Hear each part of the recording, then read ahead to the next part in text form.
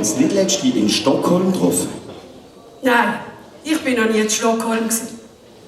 Aha, ich zwar auch nicht. In dem Fall sind es zwei andere gewesen.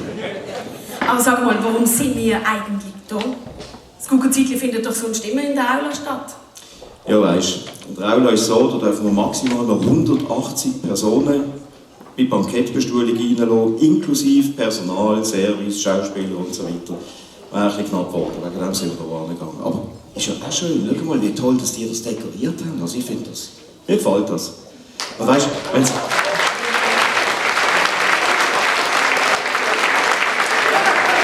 wenn das Kuckuckzeitli losgeht, dann weiss man, die Fasnacht ist nicht weit. Das ist doch schön. Freust du dich auch so auf die Fasnacht? Absolut. Es ist immer ganz eine spezielle Zeit. So die Cliquen mit ihren Sujet, Tamburen, die Schnitzelbank. Die Schnitzelbank, sag nicht. Die haben ja weiss Gott genug Material, so viel wie passiert ist das letzte Jahr, gell? Beat Jans Bundesrat. Jetzt suchen sie in Basel einen neuen Regierungsrat und einen neuen Stadtpräsident. Ich habe gehört, der Jossic würde für beide Ämter kandidieren. Weißt du, wer auch noch ein Kandidat wäre? Der Erwilo Stepptänzer, der Angelo Bauer. Der neue James Bond auf Switzerland. Der mit seinem neuen Film, gell? Genau. Der hat schon die ganze Altersvorsorge in den Film hineingesteckt. Jetzt weiss ich, wo man kein Geld mehr hatte für den Englischkurs.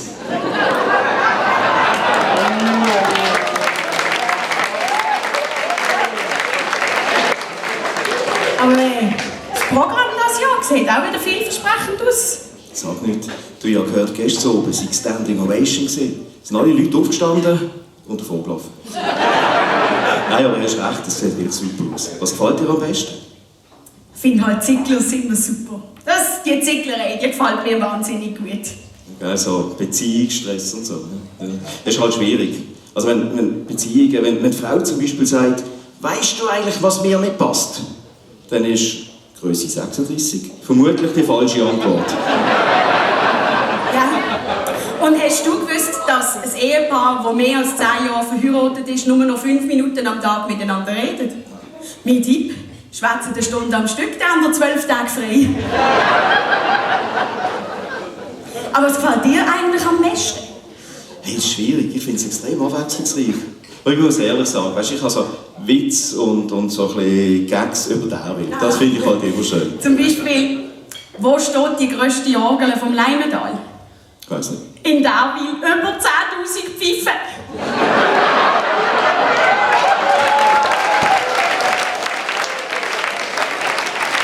Also, wir fangen Sprüche über den FC Ettingen. Über den FC Ettingen?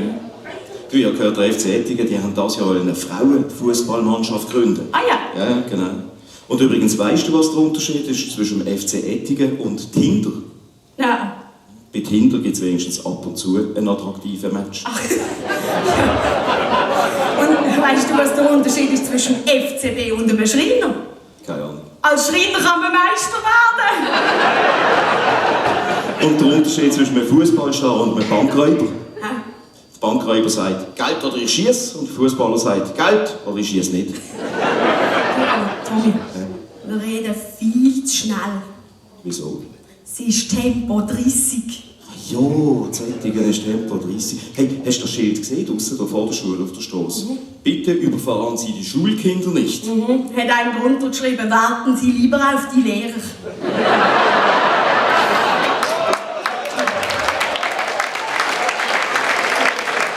Apropos Lehrer, wie hast du eigentlich mit der Rechtschreibung? Mit der Rechtschreibung? Ja. Gar nicht, ich bin Linkshänder. Ach komm, wir gehen langsam, es fährt langsam gleich an. Also, das ist gut. Aber Fabian, schon eine Frage habe ich noch. Weißt du, wegen Kuckuckzeitli und Theater und so. Ich habe gehört, im Theater suchen sie ja mit Statisten. Weißt du, was das ist? Ja klar, das sind Leute, die nur rumstehen und nichts zu sagen haben. Also, wie unsere Bundesräte. Genau. Okay. Viel Spaß, genießen Sie.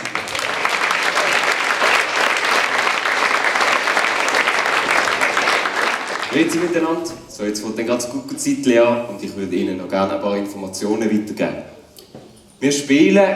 Entschuldigung, ich bin gerade da gestanden. Ich dachte, wenn ich gerade da stand, komme ich gerade von da rein. Weil, ja, ich bin ja gerade da gestanden. Ich meine, ich hätte ja auch von dort kommen können. Aber ich dachte, wenn ich schon da stand, komme ich gerade von da. Weil, sind wir ehrlich, es wäre ja extrem blöd gewesen, wenn ich extra hinter der Tür laufen musste, nur damit ich von dort komme. Und durch das Jahr ich schon da gestanden bin, habe ich gedacht, hey, wenn du schon da stehst, kommst du gerade von da. Weil ich hätte ja auch von dort kommen können, aber ich denke, selbst wenn ich dort gestanden wäre, ich wäre dann gleich von da gekommen, weil das haben wir vorher so abgemacht. Und ich habe gedacht, wenn ich schon da stand, dann komme ich halt von da, weil, sind wir ehrlich, es wäre extrem blöd gewesen, wenn ich extra hinter da wäre, damit ich von dort komme. Ja. Sind Sie jetzt fertig? Nein, weil ich bin ja eben da gestanden. Ah, jetzt sehe ich es. Sie sind doch der bekannte Portugies. Ja, das ist mir schon bekannt. Aber wissen Sie, was Ihnen nicht bekannt ist? Dass ich eben dort gestanden bin und wegen dem bin ich eben dort gekommen. Ja, das weiss ich doch, Sie hätten einfach dort kommen können. Wer hätte Ihnen denn das gesagt? Weil ich bin ja extra da gestanden, damit ich auch von da... Entschuldigung, jetzt hören Sie mal. Sie können doch hier nicht einfach reinplatzen. Was sollen sich denn dort die Leute denken? Das ist eine gute Frage. Sag mal, was denken die euch eigentlich? Ah, ich weiss, was die sich denken. Ja? Die denken sich, der hätte ja von dort kommen können. Ja, ist gut. Und hat extra hinter die Ohren müssen laufen. Jetzt stehen Sie ja da. Ja. Ja, wenn Sie schon da stehen, können Sie ja gerade das Publikum begrüßen. Ah ja? Machen wir das? Das gehört sich so. Ja, also dann mache ich doch das. Hallo?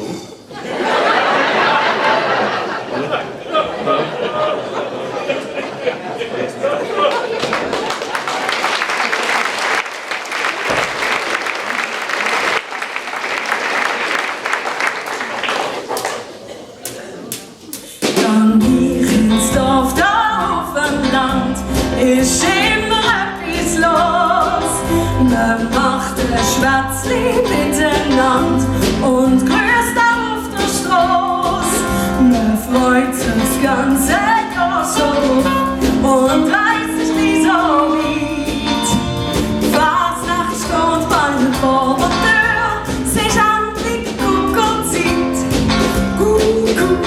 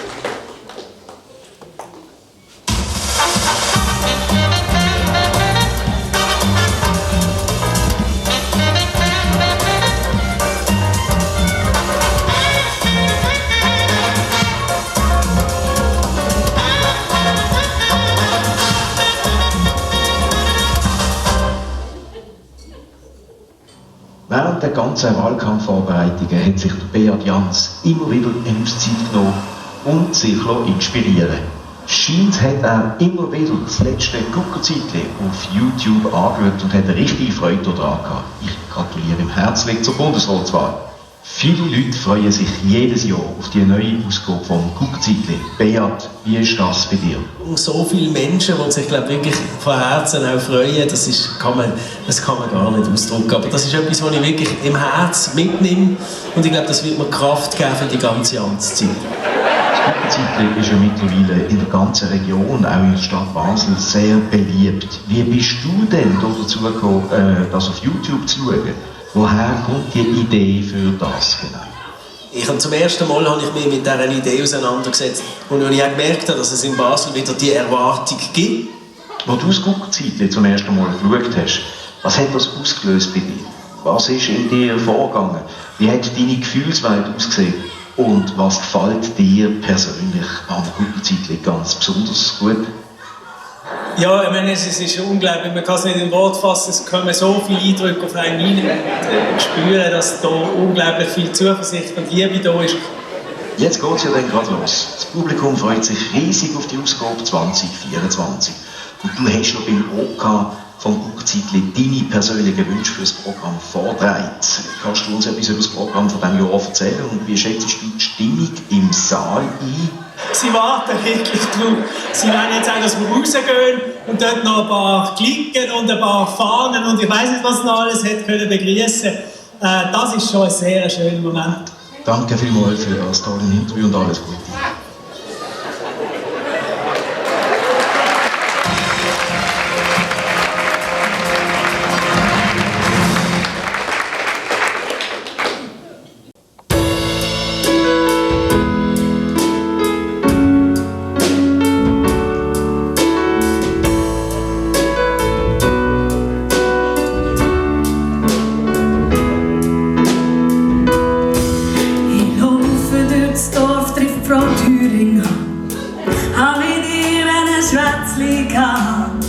So manche blöde Geschichte habe ich dann über mich müssen lassen. Weiter gehe ich in die Bäckerei. Dort ist gerade ein Riesengeschrei, weil eine alte Frau einem jungen Bübel sagt, was er gar nicht versteht.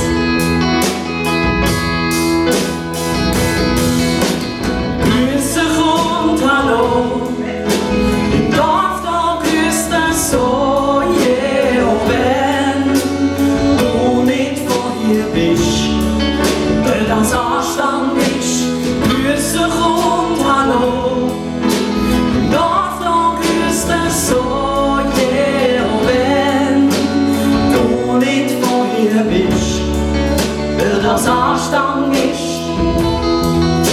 Man grüßt sich hier im Dorf. Nach dem Jäcker bin ich wieder dran und trifft mich fast der Schlag. Eine Gruppe Wanderer kreuzt meinen Weg, läuft an mir vorbei in der Hangeweih. Gerade direkt anlaufen sie im Bett. Ich geh rein und sag selber, wie geht's? Machen ihnen klar, dass wir hier Zettigen sind. Und sie merken nicht, ich bin voll dabei. Grüße und hallo, im Dorf da grüßt es so, yeah, oh, wenn du nicht von mir bist, weil das Anstand ist. Grüße und hallo, im Dorf da grüßt es so, yeah, oh, wenn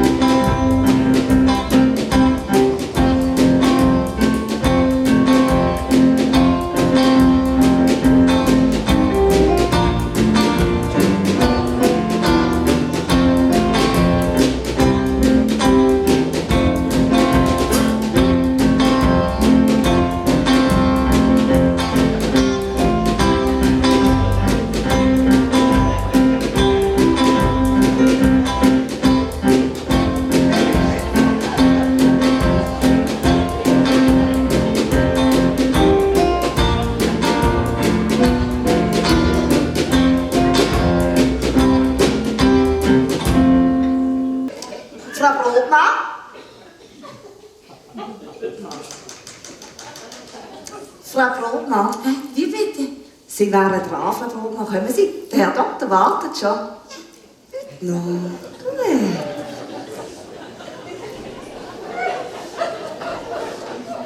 Ja, bitte. Frau Grobmann, für Sie. Grüezi, Frau Brotmann. Nehmen Sie Platz. Wie bitte? Ich bin gerade bei Ihnen.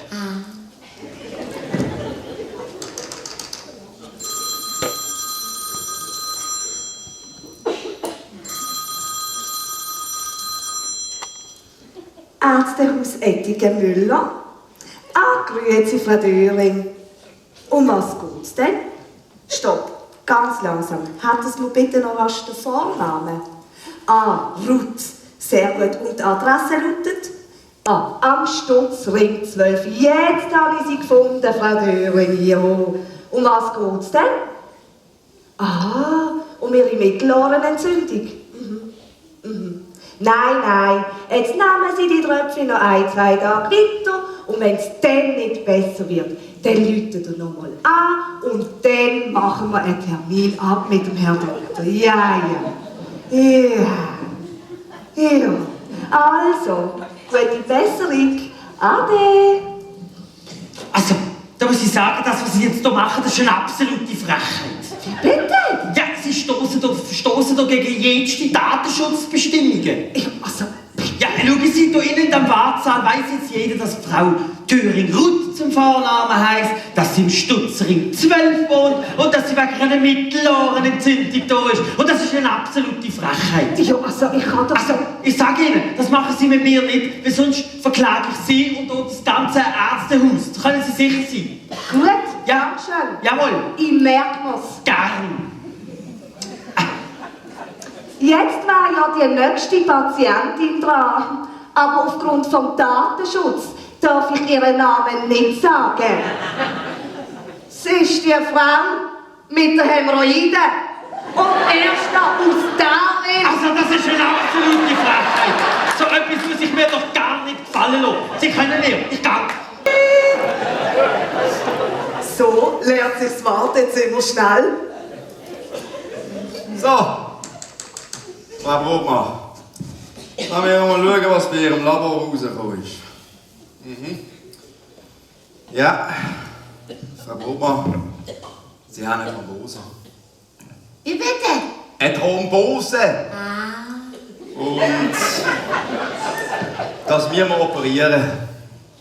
Wie bitte? Operieren! Ja, und da sehen Sie, das kostet einen Haufen Geld. Wie bitte? Ein Haufen Geld! Super! Und Danke, Herr Doktor! Adieu, Frau Brotmann! Frau Brotmann, und was hat der Herr Doktor gemeint? Wie bitte? Was der Herr Doktor gemeint hat? Ja, ich habe eine Traumbuse. Und dann müsste man fotografieren und dann verdiene ich einen Haufen Geld.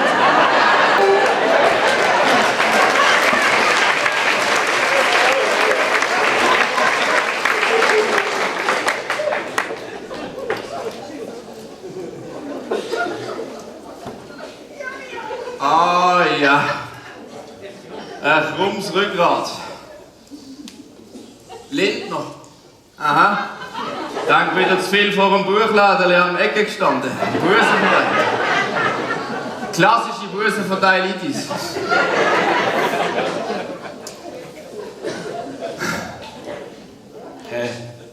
Wegen was sind Sie da? Wegen meinem linken Bein. Das schmerzt so. Das kenne ich. Das ist altersbedingt. Meinen Sie? Meinen Sie, mein linkes Bein ist älter als recht?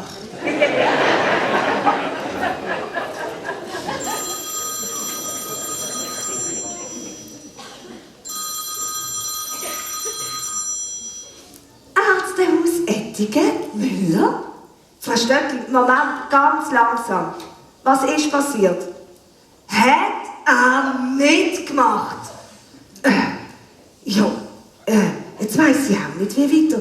Wisst ihr was? Ich spreche mich kurz mit dem Herrn Doktor ab und melde mich dann nochmal bei Ihnen. Ganz ruhig bleiben, Frau Stöckli, es kommt alles gut. Ja, ja, ade. Grüezi, bitte sitzen Sie nur noch schnell an, ich komme gerade. Ja, bitte. Herr Doktor, Frau Stöcklin hat angerufen. Ihr Sohn hat Zementpulver geschluckt. Was soll ich ihr sagen? Zementpulver sagen? Ja. Sie sollen ihm ja nichts zu trinken geben. Okay, gut. Herr Huber. Ja. Sie können sonst gehen. Bitte schön. Okay. Sind schon dran. Ich warte, Toge. Ja, gern, Schatz.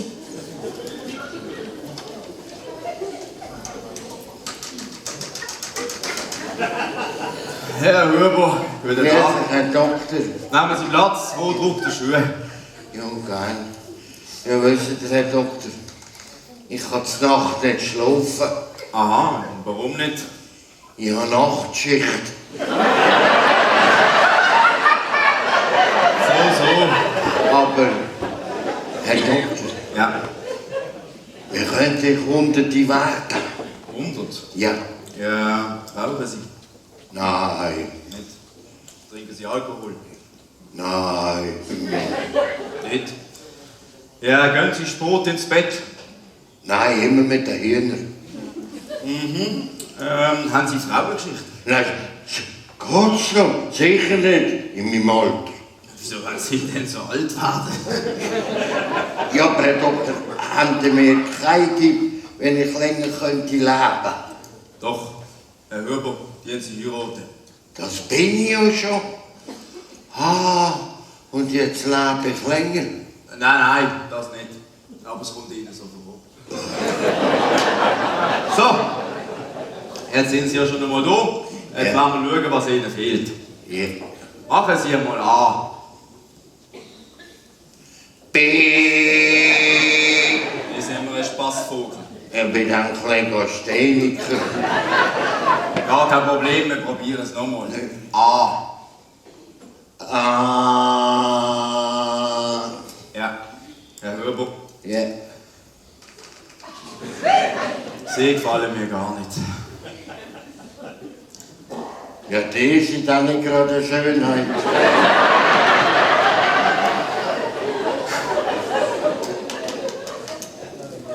So. Herr Huber. Ja. Wie sieht es denn bei Ihnen mit dem Alkoholkonsum aus? Trinken Sie Alkohol? Ja, eigentlich schon, aber...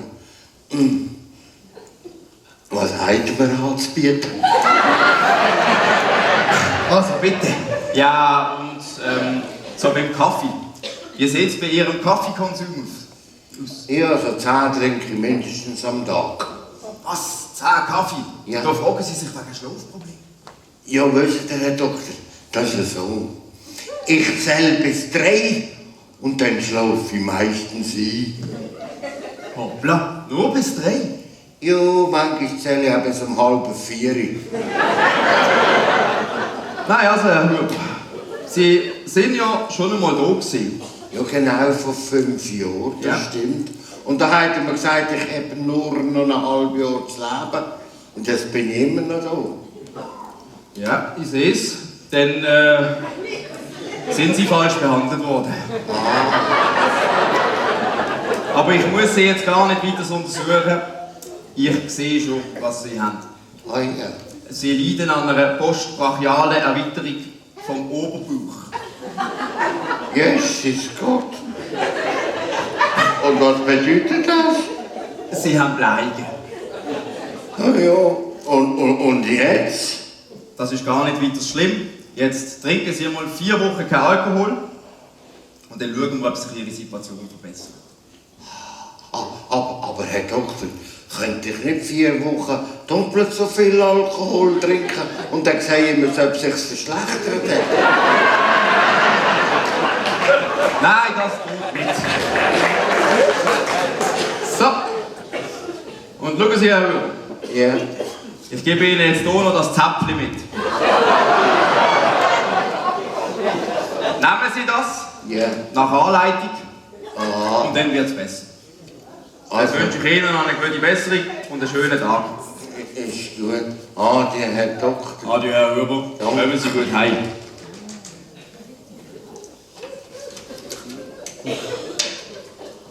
Und? Was hat er gesagt? Er hat gesagt, ich soll mehr Alkohol trinken. Und das dann auch. Was ist das? Das weiß ich auch nicht. Ja, wie musst du das nehmen? Am Morgen oder zu Abend? Vor dem Essen? Nach dem Essen? Ja, das weiß ich nicht, das hat er mir nicht gesagt. Ja, dann musst du ihn fragen. Weisst, Schatzi, am Schluss machst du noch etwas falsch. Und dann stirbst und dann schaust du blöd aus der Wäsche. Also, wie du meinst, Ja. Schatz, wie Ich du weiß. meinst, ja, geh ich Sorry. fragen. Ja, bitte. Entschuldigung, Herr Doktor. Wie soll ich das nehmen? Was? Wie soll ich Ja, das nehmen? das Ding, da will man sich das nehmen. Zapfli, Herr Huber. Zapfli nicht mehr rektal. Rektal? Genau. Adieu, auf Wiedersehen. Ah, rektal. Adi, Herr Doktor. Und? Was hat er gesagt? Rektal, hat er gesagt. Rektal? Was Ja. ist denn das? Ja, das hat er mir nicht gesagt. Dann musst du noch mal fragen.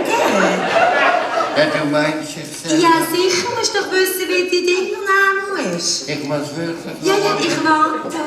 Ja, Schatzli, komm mal. Entschuldigung. Was ist denn jetzt noch? Entschuldigung, Herr Doktor. Rektal, was heisst das? Was heisst das? Ja, wie muss ich das Ding da reinnehmen? Anal, Herr Huber. Zapfli muss man sich anal einführen. Und jetzt gehen Sie wieder raus. Wieder am Arbeiten. Und, was hat er gesagt? Ja, anal, hat er gesagt. Anal, was ist jetzt das schon wieder? Ja, das weiss ich auch nicht. Analphabet. Er hat gesagt, ich müsste anal einführen. Einführen? Ja. Du hast sicher etwas falsch verstanden. Los, jetzt gehst du noch mal rein und musst ganz genau nachfragen. Ja, ich warte da. Sie sind ja immer noch da. Ja, Entschuldigung, anal. Ich weiss nicht, was das bedeutet. Herrgott, Sterne, strecken Sie sich das Ding in Ihren Arsch. Und jetzt raus.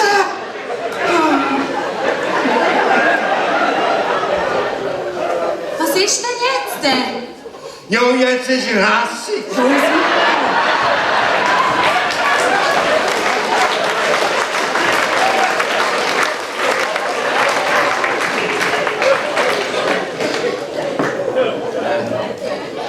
Was fällt Ihnen? Irgendetwas mit meinem Hirn ist nicht in Ordnung. Ich muss es zur Untersuchung da lassen. Was? Sie müssen Ihr Hirn zur Untersuchung schauen? Ja, dann machen Sie doch das. Ja, aber der Arzt hat gesagt, die Untersuchung geht echt 3 Wochen. Was soll ich denn 3 Wochen ohne Hirn machen? Dann können Sie so lange auf da will.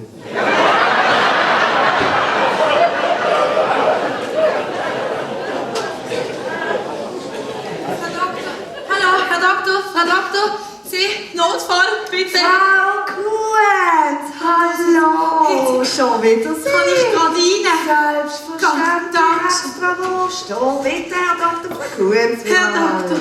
Frau Künz, Herr Doktor. um was geht's heute? Herr Doktor, Ja. los es mich aus so einer Ares raus. Und mein Kopf macht ganz fest weh. Und gestern Nacht haben so Bauchkrämpfe angefangen. Und schauen Sie da, da zieht es ein bisschen. Und schauen Sie mal, ganz angeschwollene Fies.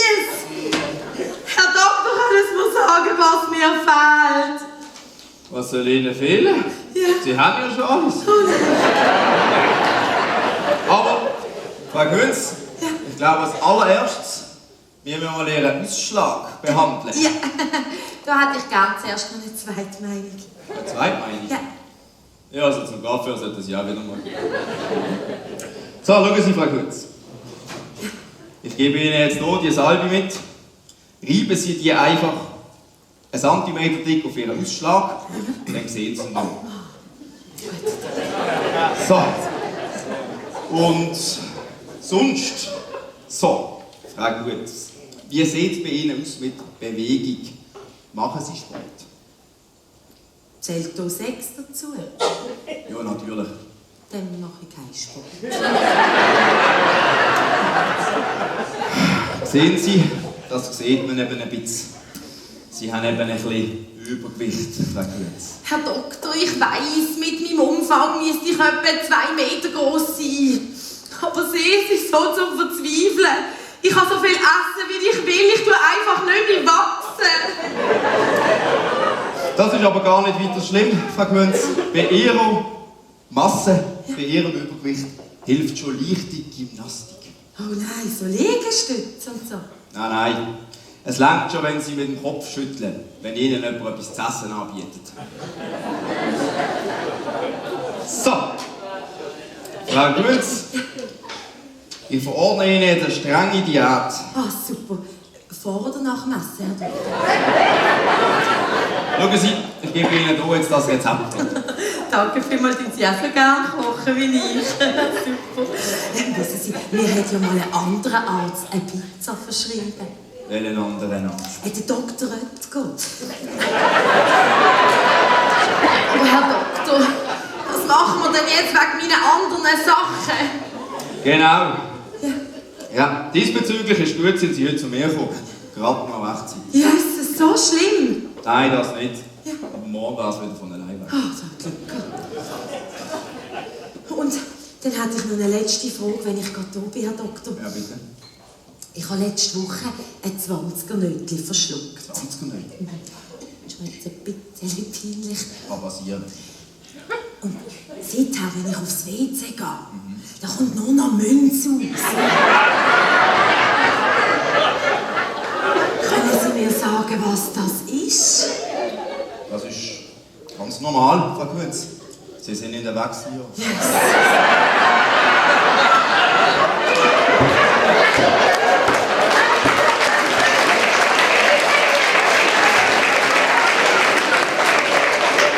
Ist das lebensgefährlich?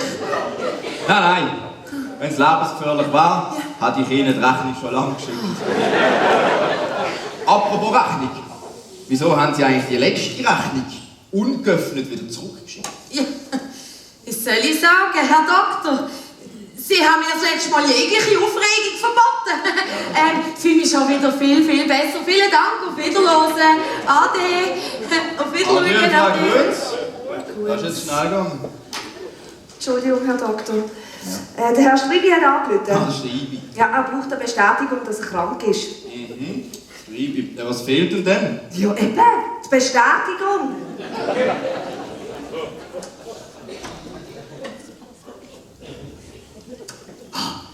Und wegen was sind Sie denn da? Aber wenn ich mit Frauen schwätze, werde ich total nervös.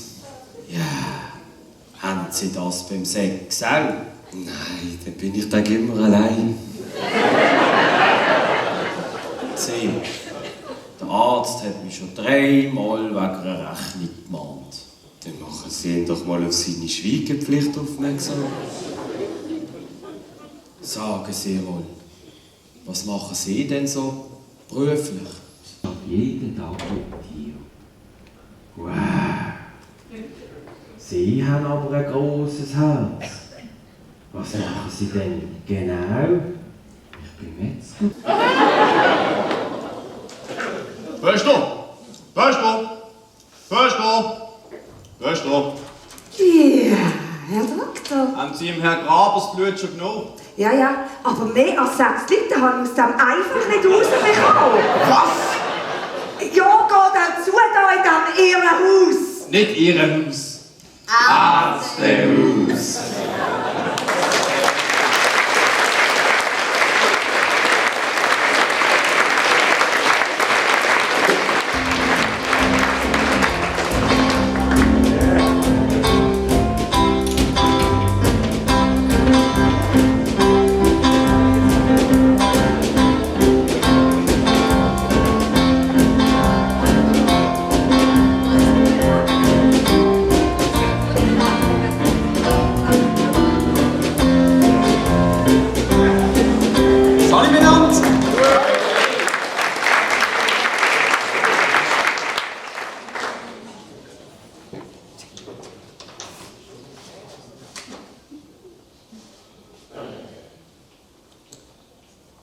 wegen dem Klima ich proklamieren, sollte man die Fasnacht an Ostern durchfeiern.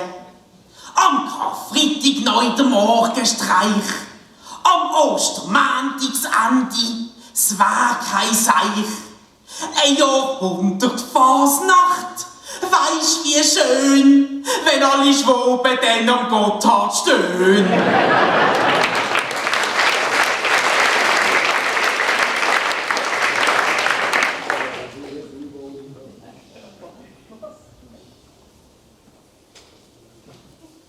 Der Fridolin, mein Bub, schreibt keinen richtigen Satz. Darum kriegt er vom Lehrer auf den Latz. Im Rechnen ist er total schwach. Und auch sonst hat er einen Schaden in seinem Dach. Ich sehe für die Zukunft schwarz, der hat kein Brot. Es langt höchstens für den Derweiler gemeine Rot.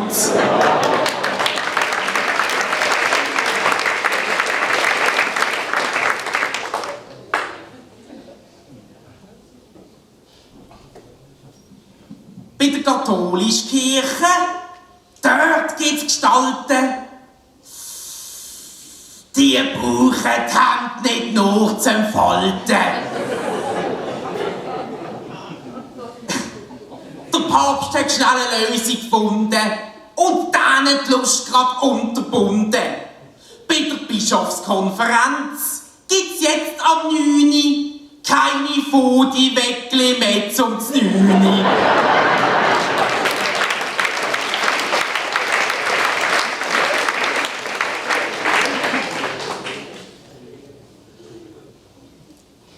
Ein Negativrekord haben Zürcher gelockt, was ihre Böge erst nach einer Stunde verjagt.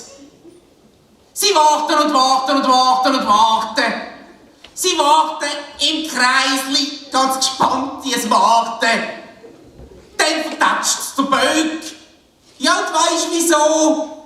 Ja, der Gescheiter geht halt immer noch.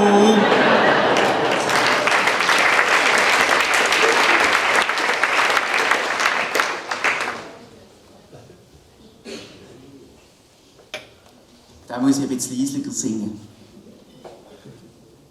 Zur Beerdigung vom Silvio sind ein Haufen junge Damen gekommen. Sie sind sofort zu seinem Säckli gerannt, haben den Berlusconi gerade erkannt. Sie, das ist etwas, was ich gut begriff. Die kennen den ja nur stief.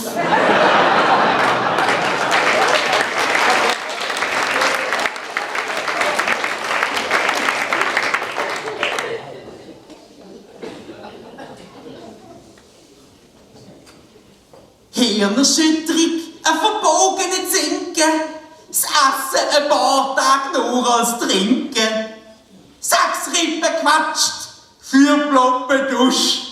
Und dann ist mein Kleid auch nicht mehr im Schuss. Wieso kaufe ich auch, ich dumme Jocki, beim Lederach noch Kopfnuss-Schocki?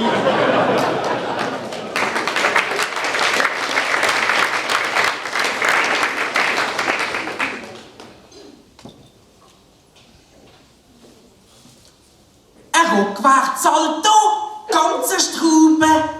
4 Pirouetten gefolgt von einer halben Schraube. Die Landung fehlerfrei inszeniert. Ein Dreiersprung mit einem Spagat garniert. Noch helfen sie ihm auf mit viel Geduld und begleiten der Joe Biden ans Rednerpult.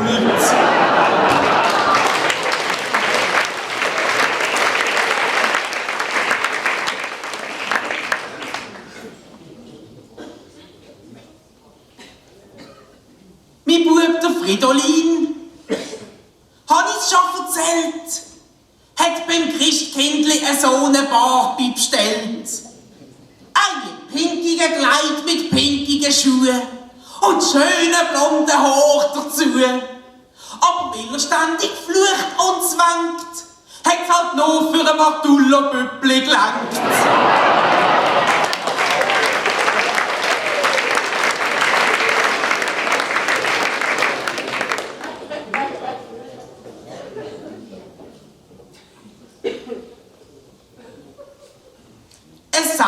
ganz klar der Albert Rösti. Desser gehen ist nicht mein Grösste. Darum muss man dort Gelder runterfahren und überall wo möglich sparen. Die erste Massnahme von der SRG: in der Kantine gibt's kein Rösti mehr.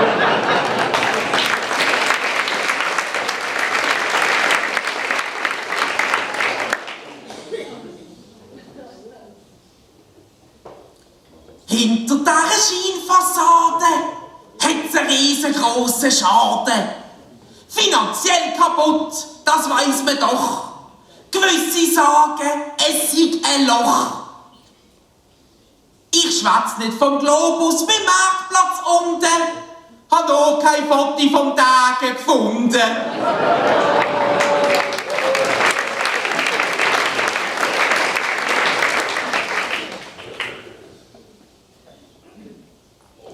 Passet auf, ihr lieben Leute, seid mal still, bewegt nichts. Jetzt kommt der ultimative Test. Hebt euch am Tischli fest. Bitte hebt euch am Tischli fest. Du da vorne, das Wetter-Hit, bitte mach doch jetzt auch mit. Und du da hinten, Sicke Memme, tu jetzt an das Tischli klemmen. Ja, Mama, machst mit, weißt du, der ganze Saal wartet. Danke. Einen Moment. Ja, hallo, sind dort Polizisten? Dort ist ein Saal voll Glauberaktivisten. Danke vielmals, ciao, schönen Abend.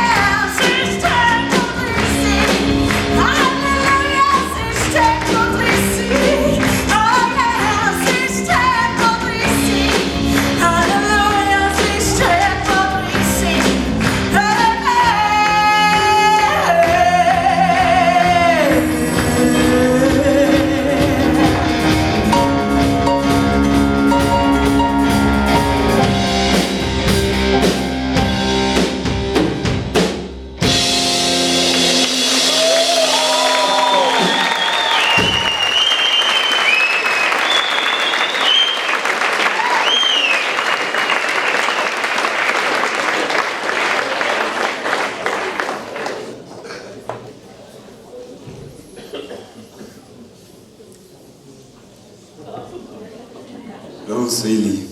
Gestern hat mich mein Chef so angeschrieben, dass ich laut Reflex gesagt habe: Jo, Schatz. Nein, echt. Jetzt hat sie uns sogar letzte vorgeworfen. Bett wird nicht mehr laufen. Nein, schlossen. Dann hat sie wollen, dass ich so eine Pille kaufen. Jo, ist noch gleich nicht recht gewesen. Sie hätte die Erdpille nicht schlucken. Was? Was hast du? Am Wochenende ausgefallenen Sex gehabt? Aha. Freitag ausgefallen, Samstag ausgefallen, Sonntag ausgefallen. Ja, los, ich kenne das. Hä? Wie lange? Nein, seit 25 Jahren sind wir jetzt geheiratet. Hey, jo, gell? Frau Berner wäre das ein One-Night-Stand. Oh, los, ich muss Schluss machen, der Erika kommt. Ja, also bis bald und viel Spaß im Trüppeli. Salut. Wer ist das gewesen? Ja, der Willi. Wir haben über das Geschäft geredet. Ihr zwei immer über das Geschäft am Schwätzen. Was schreibst du eigentlich? Mein Tagebuch? Komm ich auch drin vor? Sicher nicht nur wichtige Sachen.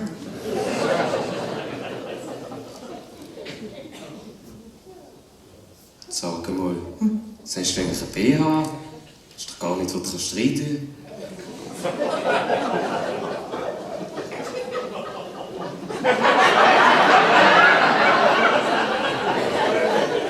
Hast du auch Unterhosen an, oder?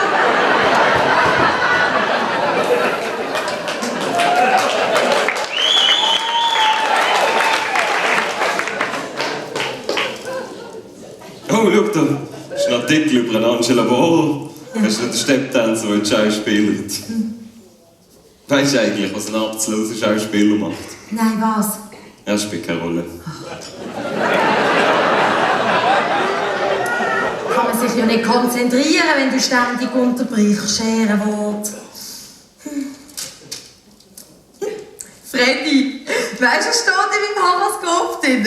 Ja, sie bekommen Leppen mit ihrem Ehemann, wenn sie noch einmal beim Zeitungslesen stören. So etwas Dummes steht sicher nicht drin. Müsste aber drin stehen, das ist nämlich wahr. Ich weiss ja schon, wieso dass du ein Wider bist. So widerlich, wie du dir den ganzen Tag gibst. Du kannst nur ein Skorpion sein, so giftig wie du immer tust. Bei dir kann man ja froh sein, bist du kein Zwilling. Zwei von deiner Sorten würde ja keiner aushalten. Schade, bist du kein Fisch. Hä? Fische sind wenigstens stumm. Was? Was ist eigentlich mein Essen? Kochbuch, Seite 127. Was macht das dort? Nein, jetzt im Ernst, was gibt es jetzt zum Mittag? Nichts. Was nicht? Gäste hat es schon nicht gegeben. Ja, hat dann gerade den 2 Tage gekocht. Und überhaupt, wieso haben wir eigentlich heute 2 3 Gipfel gehabt? Wir haben sonst nur 2. Ja, das ist eine lustige Geschichte. Heute Morgen bin ich zum Bäcker und dann habe ich 2 Gipfel bestellt. Und dann sagt sie, ich tue ihnen noch eins mehr rein, weil sie so wüst sind. Stell dir vor, du wärst gegangen. Und würde die halbe Bäckerei hören. Die müssen wir ein Sternzeichen erfinden. Ah ja, welches?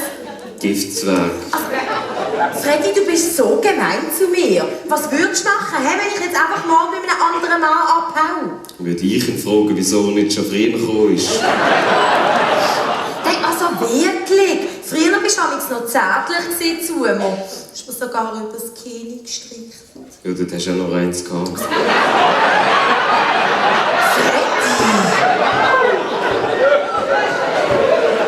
Könntest du mir auch einfach wieder mal ein Kompliment machen?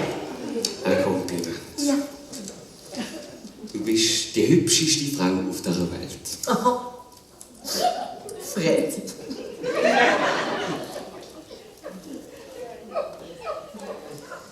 Ah, jetzt hättest du gerne ein Kompliment von mir, ne? Ja, jetzt muss ich gerade mal ein Stück. Ja, mir fällt nicht ein. Was doch, wenn ich? Lüg einfach.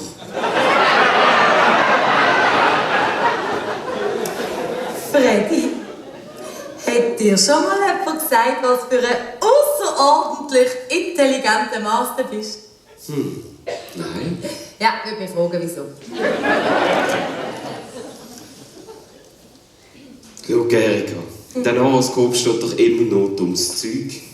Das ist doch gar nicht wahr. Amig stimmt's auch. Als wir geheiratet haben, ist in meinem Horoskop drinnen gestanden, Sie sind im Begriff, einen großen Fehler zu machen. Eben, das ist, dass die Horoskope nicht stimmen können. Was nicht stimmen? Ja, die Warnung hat bei mir im Horoskop stehen. Hättest du es ja doch nicht geglaubt, oder? Für alle ihr müssen daran glauben. Die Frauen sind ja sowieso alle abergläubisch. Warte nur noch drauf, bis du mir aus der Hand lesen. Ach, das kann ich tatsächlich sehr gut. Gib mal deine Hand. Ganz klar. Da siehst du, was für eine wundervolle Frau dass du daheim hast. Und da hast du auch sehr eindeutig sieht man, dass du zu viel rummotzest den ganzen Tag und nicht im Haushalt hilfst. Pappelabab. Ich habe etwas. Was? Nämlich aus dem Kaffeesatz lesen. Pass mal auf. Da innen steht, der Kaffee ist viel zu dünn und schmeckt nach Abwaschwasser. Abwaschwasser? So ob du wüsstest, was das ist. Und überhaupt kennst du in der Küche ja gar nicht aus. Weisst du nicht einmal den Unterschied zwischen dir und einem Joghurt, gell? Nein. Joghurt hat Kultur. Oh, und den Unterschied zwischen dir und einem Stück Käse kennst du auch nicht, gell? Keine Ahnung. Käse wird alles wie reifer. Sag mal, hast du etwas gegen mich? Eben nicht Wirksames. Nein, eher ein Wort, Freddy. Ich gehe einkaufen, kochen, putzen. Raum auf für dich. Ich fühle mich hier innen wie ein Aschenputtel. Ja, hast du immer gesagt, das Leben mit mir wird wie ein Märchen. Was für eins? Apropos Märchen, erzählt gerade mal eins. Oh je. Es war einmal ein Prinz. Der hat die hübsche Prinzessin befreit. Hat sie dann gefragt, willst du mich heiraten? Dann sagt sie, nein. So hat der Prinz glücklich und zufrieden bis ans Lebensende gelebt. Du hast ja Schneewittli-Komplex, du. Soll denn jetzt bitte Schneewittli-Komplex sein? Das erkläre ich dir gern. Schneewittli-Komplex ist, wenn ein Mann auf dem Rücken liegt und dann sagt, dort hinter dem Berg. Dort wohnt der Zwerg.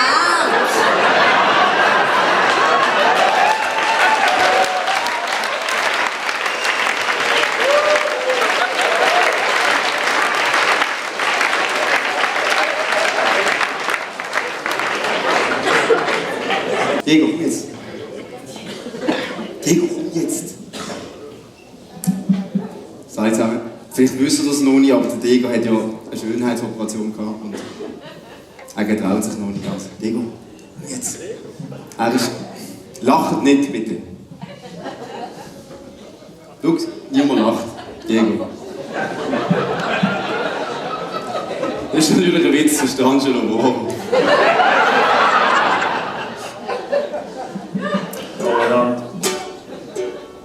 Wir wollen das aktuelle Programm noch kurz unterbrechen für eine aktuelle Werbepause. Brauchst einen, der die Kühlschrank und die Toaster flickt. Einen, der die ganze Garten meint. Ein, der dir eine Kette, Kette strickt. Dies Laubrecht und der Möbel zusammenneit. Brauchst ein, der bohrt und hammert und nageln kann. Ein Mann für Garten, Hag und Badeteich. Hast keine Ahnung oder nur keine Lust mehr gehabt. Der Rolli-Stöckli macht ab jetzt das Seich. Egal was, egal wo, auf der Welt.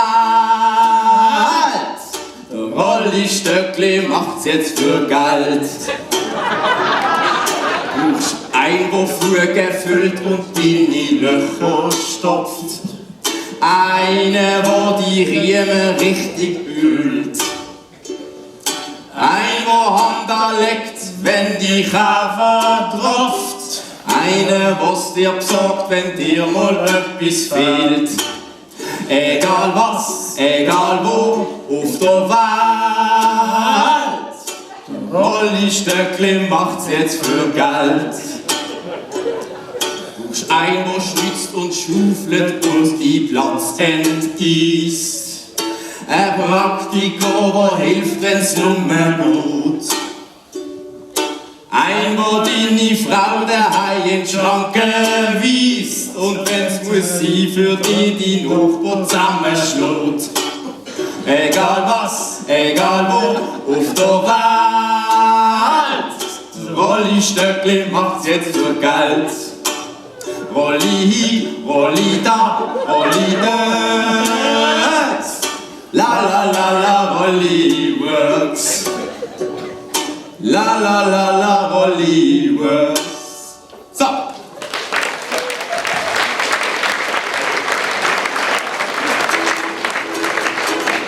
Weitere Programm, wir fangen an mit dem Refrain, wir dürfen den Leuten nicht immer singen aufgrund von zeitlichen Maßnahmen. Ich nehme an, die meisten, die ihn kennen, waren nicht mitsingen, ist blöd. So ne Tag, so wunderschön wie heute. So ne Tag, das sollte ich nie vergehen. So ne Tag, so wunderschön wie heute. An so ne Tag haben wir noch immer eine genommen.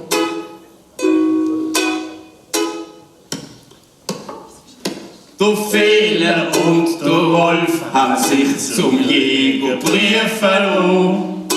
Der Rolf, der hat bestanden, der Felix muss noch mal gehen.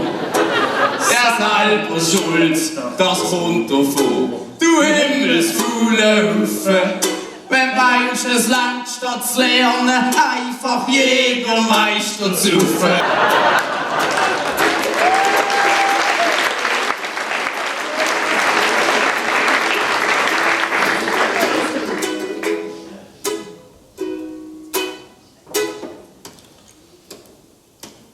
Wisset ihr noch letzten Sommer in Berlin sich glatt?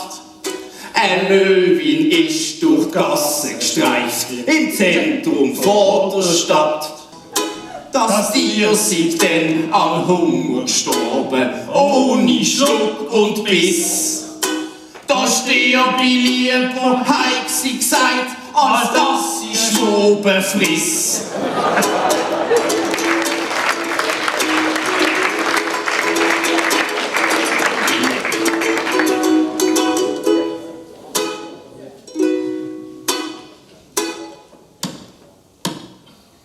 Sie ist es und er es sie und ich es nicht der er.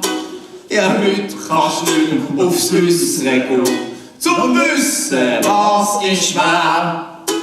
Die Geschlechter gehören mit den Zwillingstürmen ins gleiche Fach. Ja, früher hat's noch zwei gegeben, heute ist eine heikle Sache.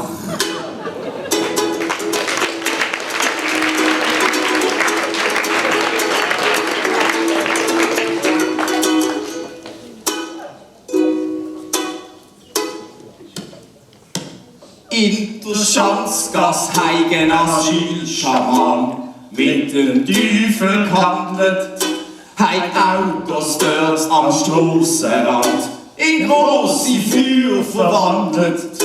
Als integratives Zeichen steht zu Ehren dieser Tat.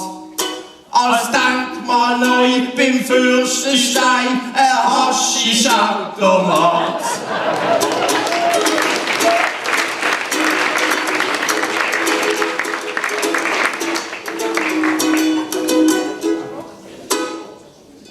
Jetzt kommt noch ein Insider, das wissen die wenigsten, aber ein paar da drinnen. Der Buri zu München am Oktoberfest und nicht daheim. Seine Hühner kiffen hinten auf seinem Hof und war daheim. Da sagt die Eid, das Gras ist stark, ich glaub, es raubt mir Sinn. Ich seh den Münchner Taxi kommen mit dem Buri drin.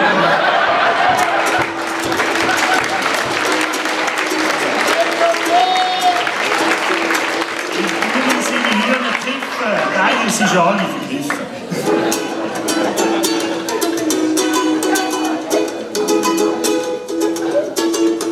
Sind du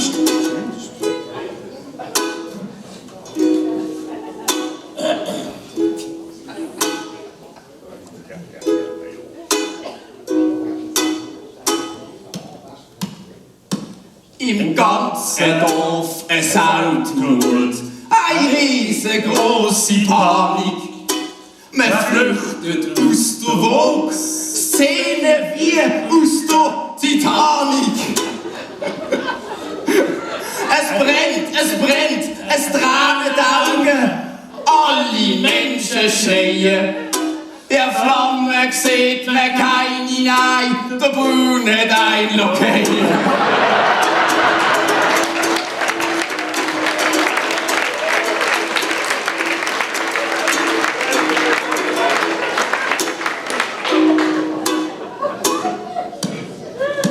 Ein Kannibalenvater und sein Sohn spazieren durch die Prärie.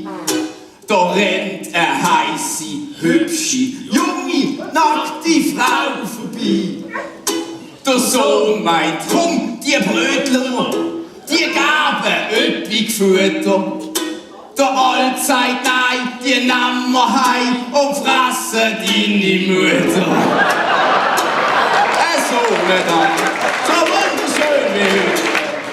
So eine da, das wird dir nie vergehen. So eine da, so wunderschön wie heute. Und so eine da, dann will noch immer eine Klo. Danke, ich bin sehr zusammen.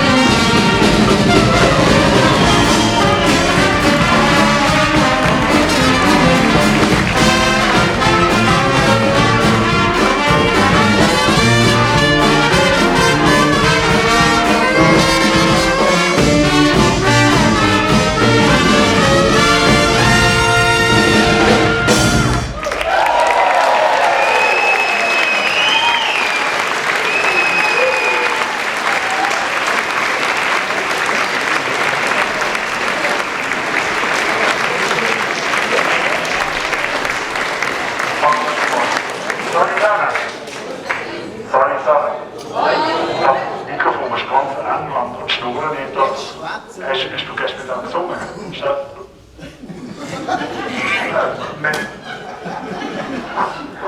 Wir sind froh, heute hier in Bern dürfen sein.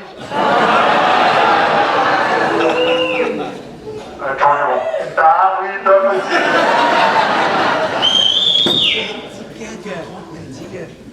Sorry, ich weiss das natürlich schon. Entschuldigung, froh, dass Sie jetzt auch in Ettiken sind, wenn wir jetzt einmal aus dem Offenbad gehen. Ja, ist eigentlich egal, dass Sie froh, heute da sind. Und jetzt kommt noch ein anderer rein.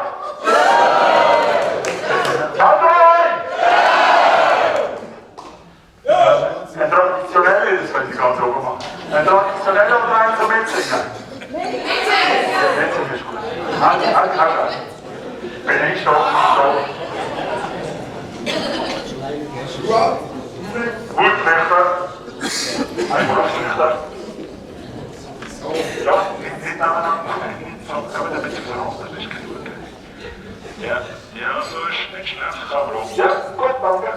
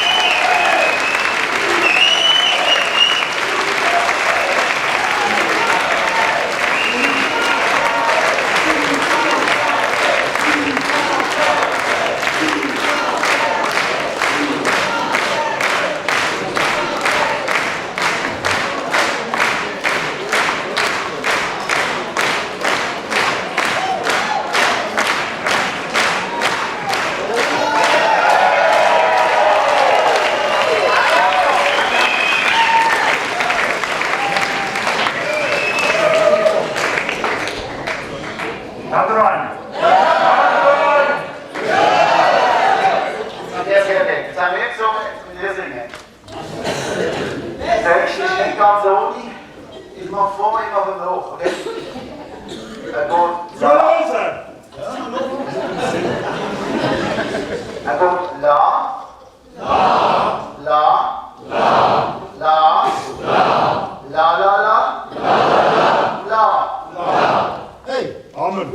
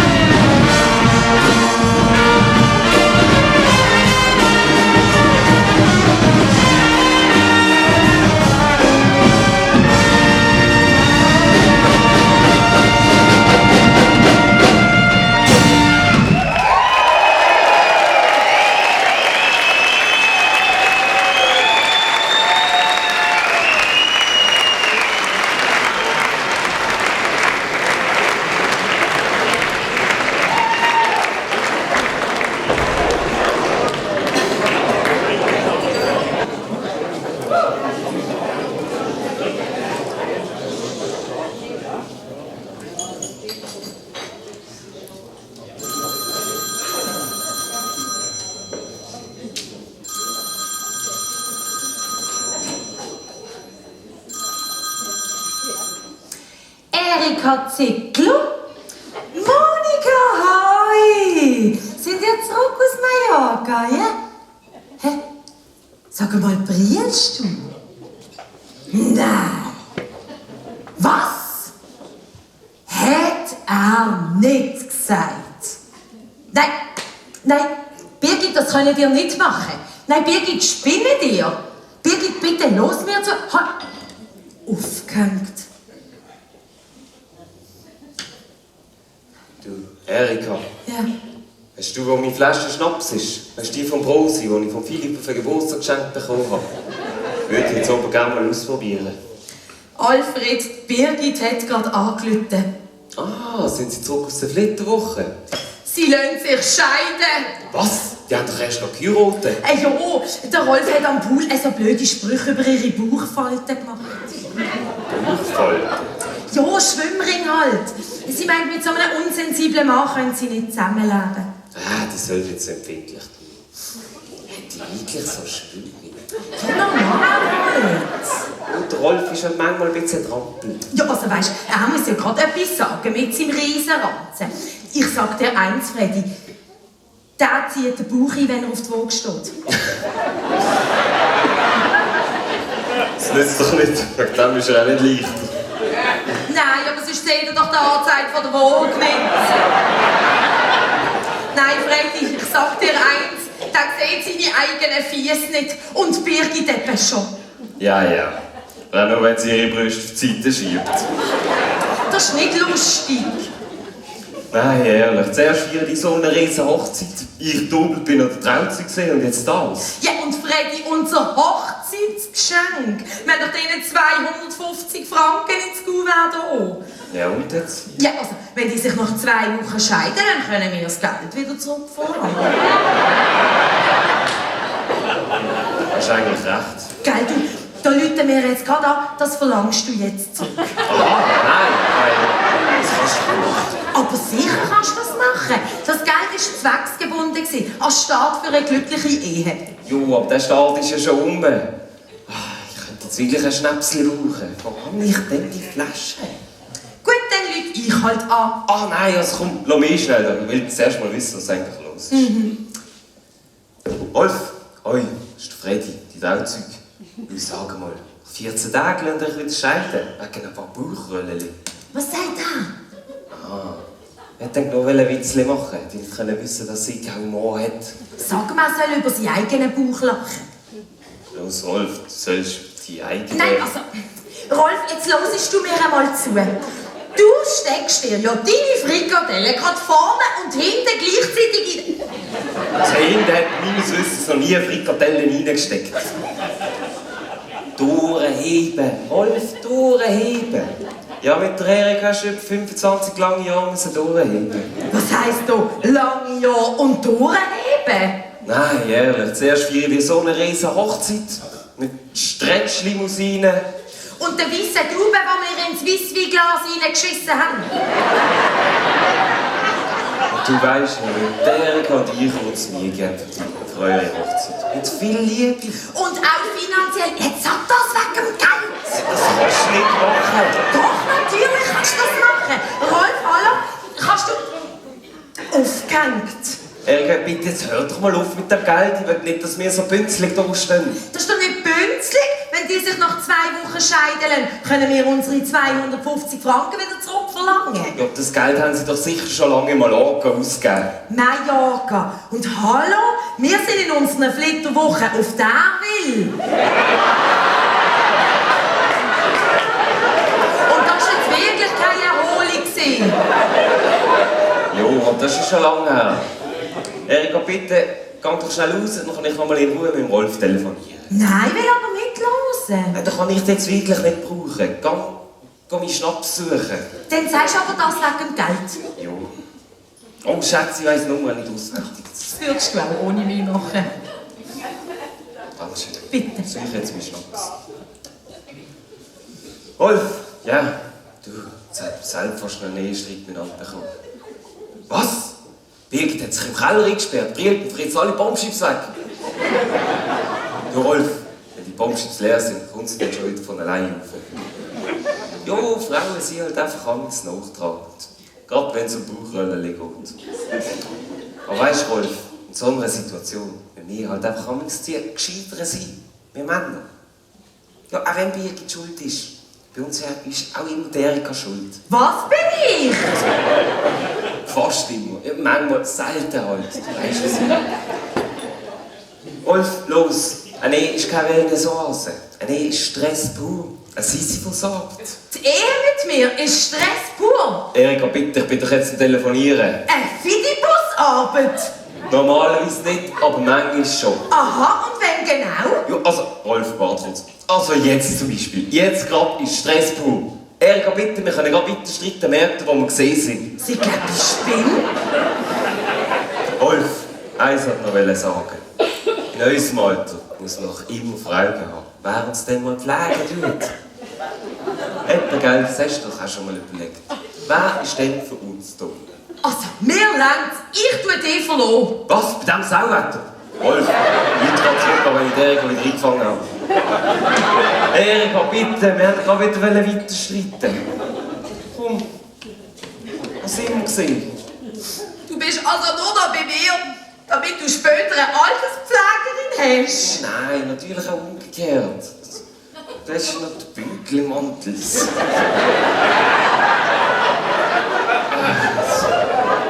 Schau jetzt, Erika, in so einer Situation ist man doch froh, wenn man jemanden hat. Jetzt hat man selber fast noch gestritten. Wo wir uns doch immer, also meistens so gut vertragen. Weisst du, Erika, ich sehe an dir immer nur das Schöne. Wirklich? Ja, das andere schaust du gar nicht an. Das heisst, aus anderen gibt es etwas an mir, das dir nicht gefällt? Oh, ich kann sagen, was ich will. Dabei probiere ich doch nur einmal, seine Ehe zu retten. Und ich probiere unsere Ehe zu retten. Muss ich sonst nicht um seine Ehe retten? Jetzt wäre ich gerade dabei. Jetzt kann ich was sagen. Was ist bei euch so los? Kommt raus damit. Also weisst Fred, ich fände es jetzt gerade angemessen, wenn du mir wieder mal ein Kompliment würdest machen. Ein Kompliment? Ja. Das ist Beinwinnerei. Oh. So graziös. Nein, so behaart. Ja, wie wär's wohl mit einem Kompliment von dir?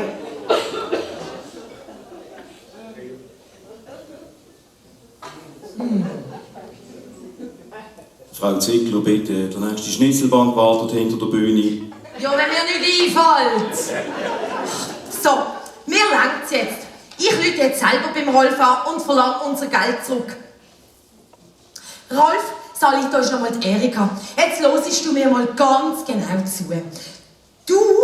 Wir haben euch das Geld zur Hochzeit geschenkt und nicht zur Scheidung. Und darum können wir das sehr wohl wieder zurück...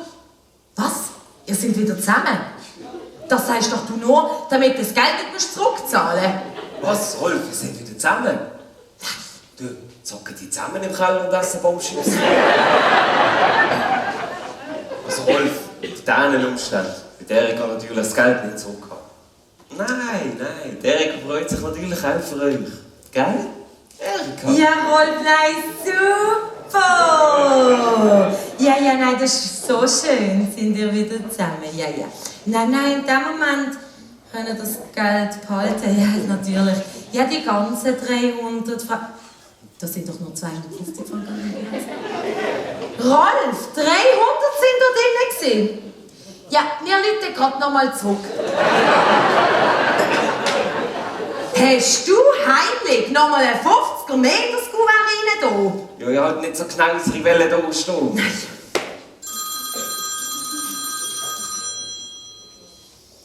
Rolf, ja, das haben wir gesehen.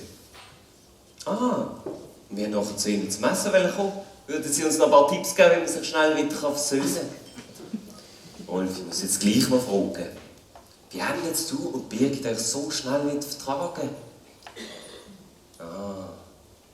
Ja, also, ja, wir kommen nachher gerne zu euch. Hocken wir zu euch in den Keller, essen Baumschips und stoßen mit meinem Schnaps an. Was für ein Schnaps? Dem von Brosi. Rolf, ich rufe gerade zurück. Du hast denen zur Hochzeit meinen Schnaps geschenkt, mein Geburtstagsgeschenk. Ja, das Kuvert hat so nach nichts ausgesehen. Nur ein Kuvert, wir reden hier von 300 Stutz. Ja, ich kann ja nicht wissen, dass du noch mal einen 50er reinlegst. Ja, mein Schnaps. Ja, jetzt, aber sag jetzt auch, wie haben Sie sich denn so schnell wieder vertragen? Er hat gesagt, weisst du, Birgit, so schlimm wie bei Zicklers geht es bei uns noch lange nicht zu.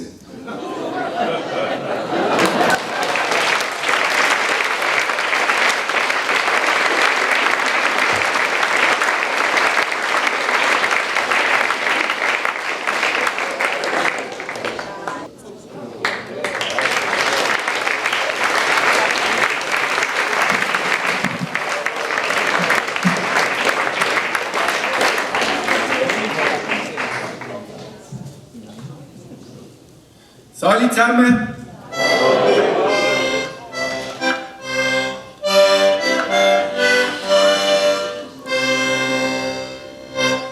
Wir drei Wanderratten wandern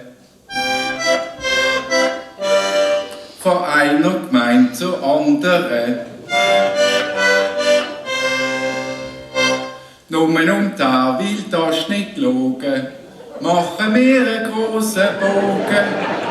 Weil noch schlimmer als am Gottschalk, sie wetten das, ist der 99er Ehre Donnerstagsjas.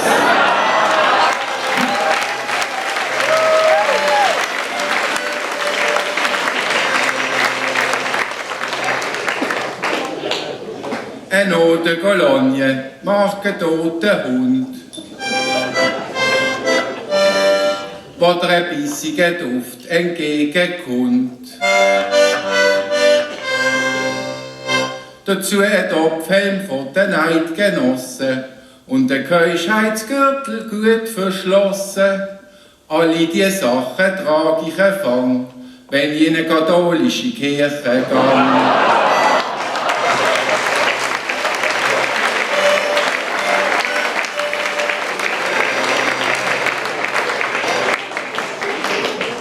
Die Welt von morgen schimpft der Rösti über die KI.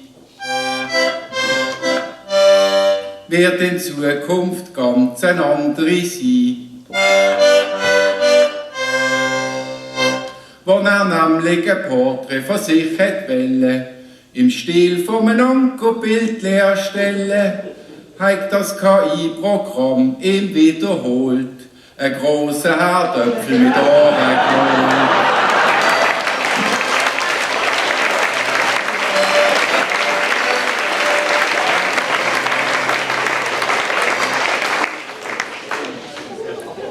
Da siehst du Rubiales, bin er ohne Respekt. Thermoso ungefragt im Gesicht abschlägt. Und weil das heute nicht mehr drinnen liegt, hat man ihn in die Wüste geschickt. Jetzt hoffe ich nur, es wurde gewissen, ja, sitzt schon mal die Matullo küssen.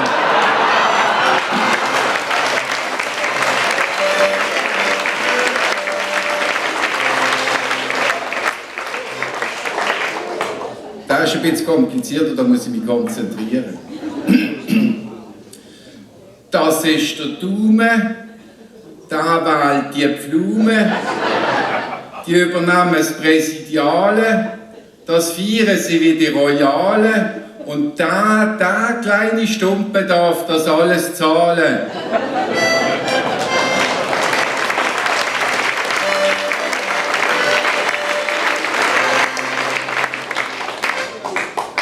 Binden Sie ein beide Augen zu. Noch weisst die spielen blinde Kuh.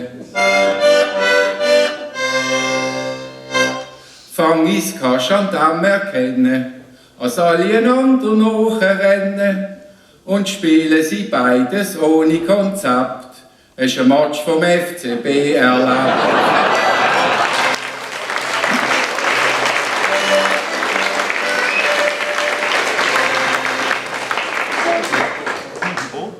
Am Treffen vom Schweizerischen Jagdverband zeigt jedem seine Trophäenwand. 50 Murmeli hat der Urner geschossen. Der Zürcher hat von einem Taucher die linke Flosse. Nur der kleine Basler hat, was alle aufregt, mit einem Pfefferspray eine ganze Gurken erlegt.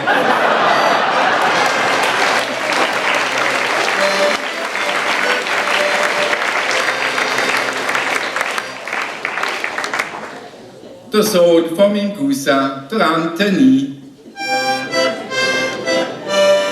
ist ein absolut Genie in Geografie. Wenn du fragst, wo Eritrea liegt, dann sagt er, das ist ein bisschen verzwickt. Ein Teil davon kannst du in Afrika finden, der Rest liegt in grelligen Händen. Zusammen und viel Vergnügen.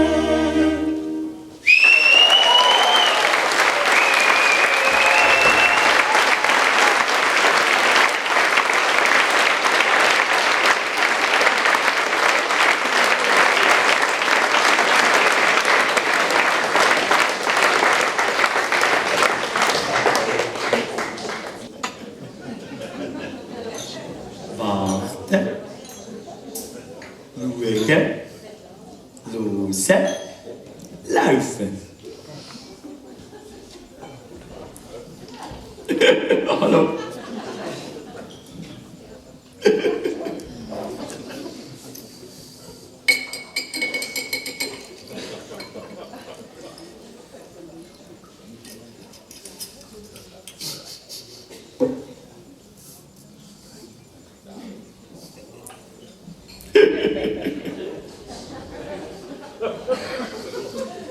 Guten Abend. Ich habe meine Brille vergessen, ich komme gerade wieder. Also, Amix ist es schon ein bisschen mühsam mit dir. Zack, da bin ich wieder, wie das Bisi-Wetter. So, seit ich da mein Bein operiert habe, bin ich ja viel schneller unterwegs. Das freut mich für Sie. Jetzt fehlt mir nur noch so eine richtige Gehirnerschütterung. Guten Abend nochmal, meine sehr verehrten Damen und Herren. Mein Name ist Dr. Svetlana Podolska und ich unterrichte am Neurowissenschaftlichen Institut von der Universität St. Gallen das Thema Hirnforschung. Ich bin froh, bin ich heute Abend zu Ettigen. Das Therwil gibt es nicht so viel zum Forschen. Begleitet werde ich von meinem Assistent, dem Herrn Kaspar Gaduff. Hallo! Sie kennen ihn sicher noch von den letzten Jahren. Ich habe ihn wieder dabei. Übrigens, zwischenzeitlich hat er bestanden.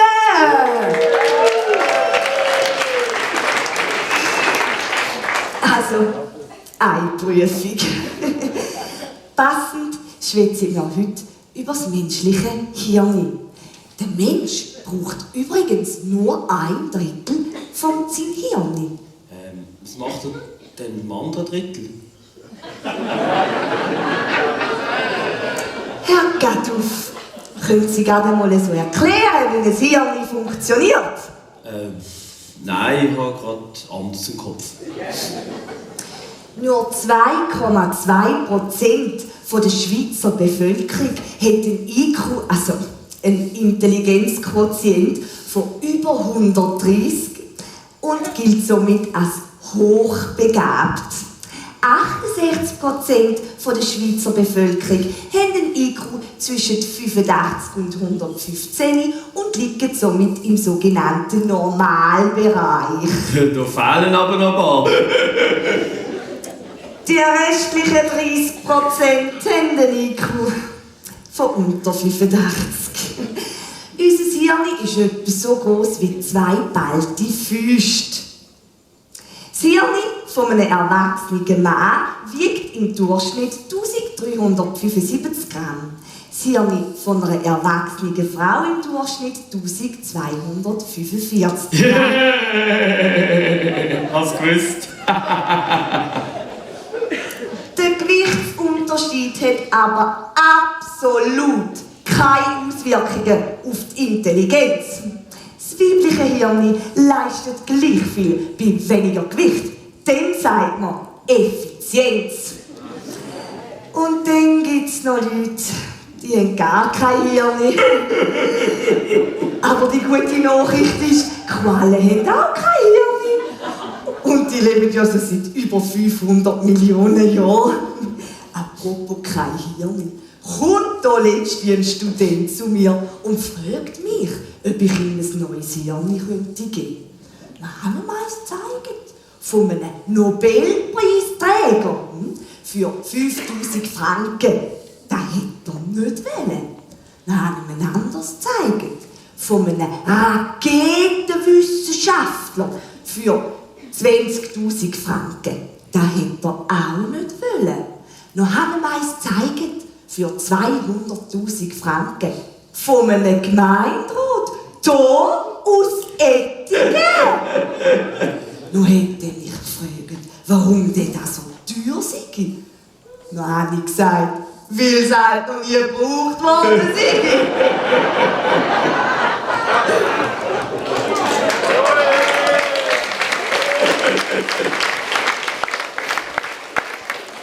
Dann habe ich gerade noch einen. Kommt eine Hirnzelle in den Kopf von einem Mann. Ein halbes Jahr später kommt ein Zweiter und sagt, hey, was machst du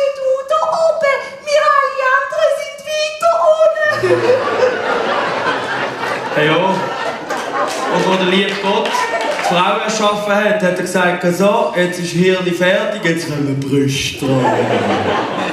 Herr Gaduf, Sie wissen ja, wie Sie auf einen Knopf 99% von Ihrem Hirn verlieren. Nein. Doch, doch, wenn Sie Ihre Freundin verlassen. Sie, Frau, Botschauto.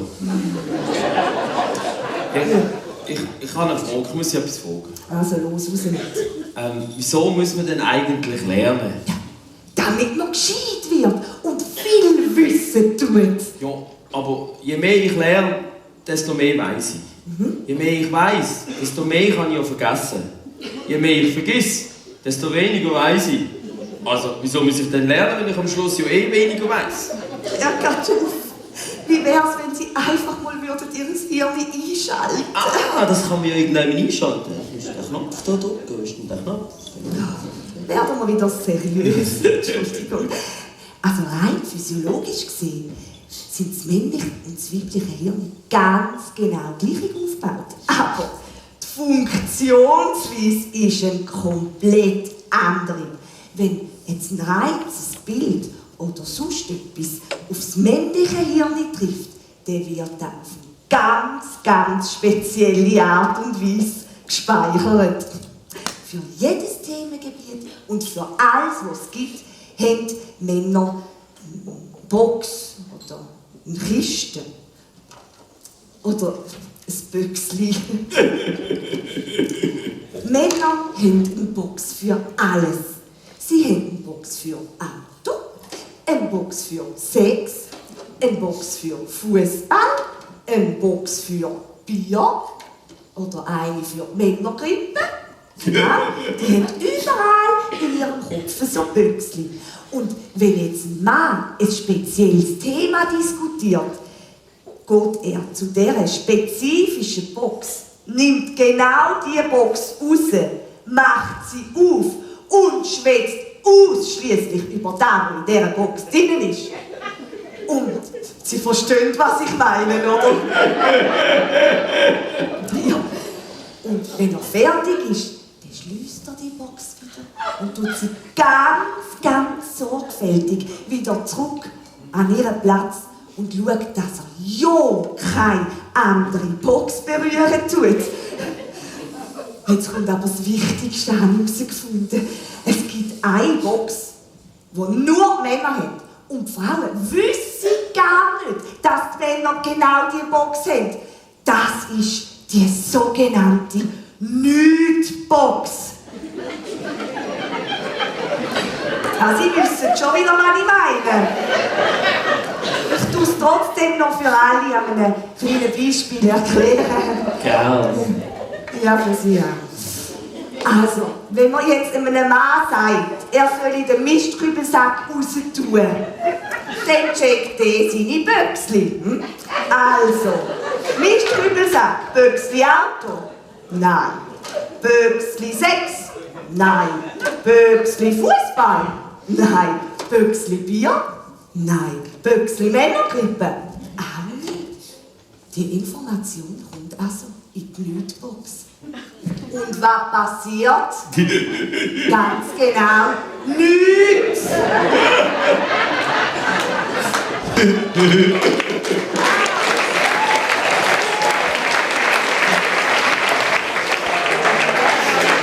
Und das erklärt so wahnsinnig viel!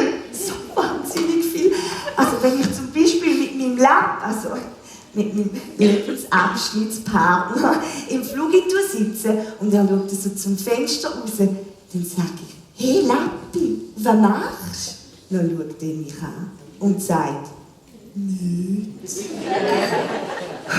Und darum, liebe Frauen, wenn Sie einen Mann so anschauen wie einen 12-Jährigen in der Pubertät, so. Was? Genau so. Der kann den gar nicht dafür. Das ist gar nicht böse gemeint. Der ist einfach gerade in seiner Nicht-Box. Und das ist auch der Grund, warum Männer stundenlang nutzloses Zeug machen können. Wie zum Beispiel Fischen. Oder stundenlang stundenlang vor dem Fernsehen sitzen. Oder im FC Ettingen beim Shooten zuschauen. Und übrigens haben die Forscher herausgefunden, dass wenn man einem weiblichen Ophiotracha puerilis, also einem weiblichen Borstenwurm, das Hirn entfernen tut, der Wurm zu einem Männchen mutiert. Das können wir jetzt einmal so stehen lassen. Sie, Frau Professorin, mir ist so langweilig. Dann fühlen Sie doch einfach einmal an von Lehren. Ja, die wird noch schon etwas anderes vorschlagen. Ja, aber mein Hirn ist so wie ein Bermuda-Dreieck. Da kommen so viele Sachen rein, aber ich finde sie einfach nicht, die Informationen. Ich glaube langsam, Ihr Hirn ist wirklich komplett leer. Ja, aber es ist so, mein Magen, wenn er leer ist, der meldet sich. Mein Hirn nicht. Und ich habe letzte gelesen. Sie haben gelesen? Ja, ich habe letzte gelesen, man darf auf gar keinen Fall einen Furz unterdrücken. Weil, wenn man den Furz unterdrückt, der geht durch die Wirbelsäule durch, in den Kopf hinein, bis zum Hirn. Und wenn man dann das Maul aufmacht, es kommt noch Scheissdreck raus. Bitte!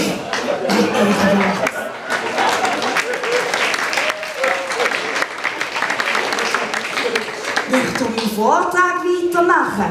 Also, Frauen verstehen etwas nicht. Und das ist eben die Nichtbox. Das macht Frauen hässig. Verrückt macht sie das. Weil für eine Frau gibt es nichts Schlimmeres als ein Mann, der nichts macht. Und jetzt wird es richtig spannend. Jetzt sind wir beim weiblichen Hirn angekommen. Das weibliche Hirn unterscheidet sich ja komplett vom männlichen Hirn. Das weibliche Hirn ist eher wie ein Wollklüngel. Wegen dem kann ich die so gut stricken. Nein, Ehrenwort. Also Frauen verbinden eben immer alles mit allem. Wenn eine Frau daran denkt, den Mischkrübelsack rauszutun, dann denkt sie, Mischkrübelsack, Abfall. Abfall, Kuchen. Kuchen, kochen, kochen. Einkaufen, einkaufen. Einkaufsladen, Einkaufsladen. Der herzige Verkäufer mit dem heißen Body. Der herzige Verkäufer mit dem heißen Body wäre auch mal schön mit dem. Und dann geht er immer so weiter und weiter, der wuselt hin und her, wie auf einer super Autobahn im Internet. Da kommt man gar nicht mehr mit. Kommen Sie noch mit? So, damit wären wir beim aktuellsten Stand der Forschung angekommen und somit möchte ich gerne meinen Vortrag beenden. Ich hoffe, Sie haben alle mitgedacht. Danke vielmals.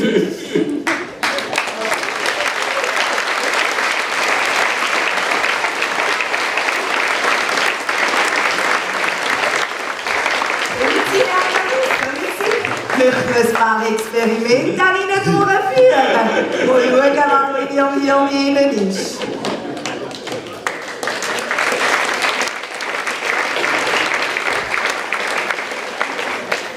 Ja. Ja, das Thema Hirn. Nein, jetzt macht euch mal ein Bild. Da geht doch der letzte ein Därweiler zum Doktor und beklagt sich, ihm tut das Hirn weh. Dann sagt doch der Doktor, das ist nicht so schlimm. Das ist nur ein Phantomschmerz.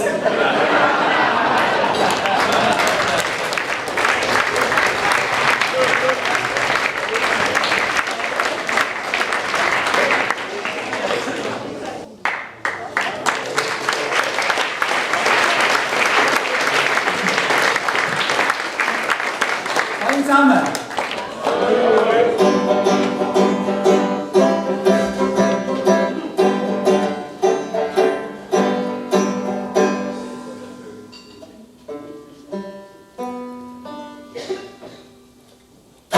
Darwin hat die Schulkerei 4000 Hanfstunden einkassiert. Und das gehört habe, ich denke, was ist denn dort in Darwin passiert? Da meint einer, der sich auskennt, du, das kann ich dir sagen. Wenn du jetzt da will wohnst, musst du kiffen, kannst du die Typen dann nicht vertragen.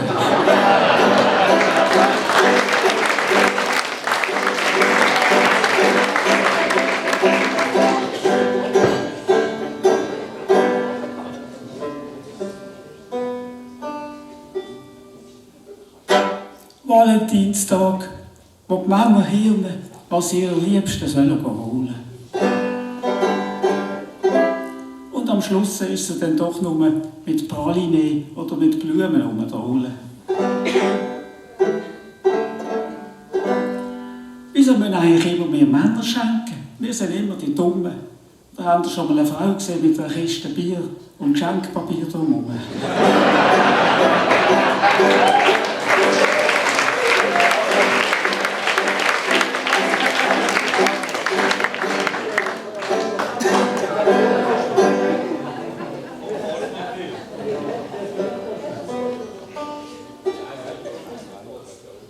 Ich habe letztes Jahr vegan gelebt, habe an Pflanzen knappert und Wasser gesoffen. Tiere gestreichelt, das Velo genommen oder ich bin gelaufen. Ich habe Geige gespielt und gebetet, aber es hat nicht gestorben für mich. Es sind die schlimmsten 30 Minuten von meinem Leben.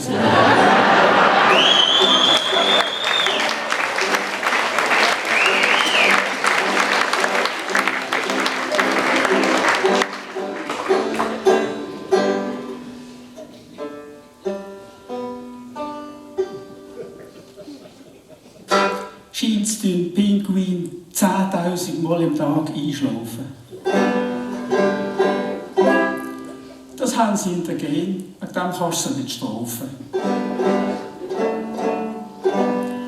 Wenn ich vor dem Fernsehen einpenne, werde ich zusammengeschissen. Kommentare sind weiblich affin. Dann wünsche ich mir immer, ich wäre auch lieber ein Pinguin.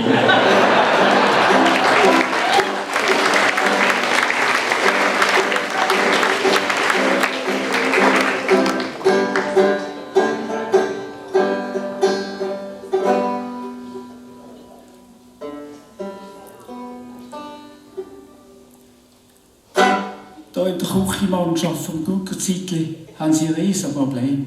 Ja, es gäbe Haufen Intrigen. Darum habe ich den Tom Jäger gefragt, ob ich nicht bei Ihnen als Stakeholder einsteigen will. Er hat mir aber gerade gesagt, los Tommy, das kannst du vergessen. Euch abgelaufenes Fleisch könnt ihr selber fressen.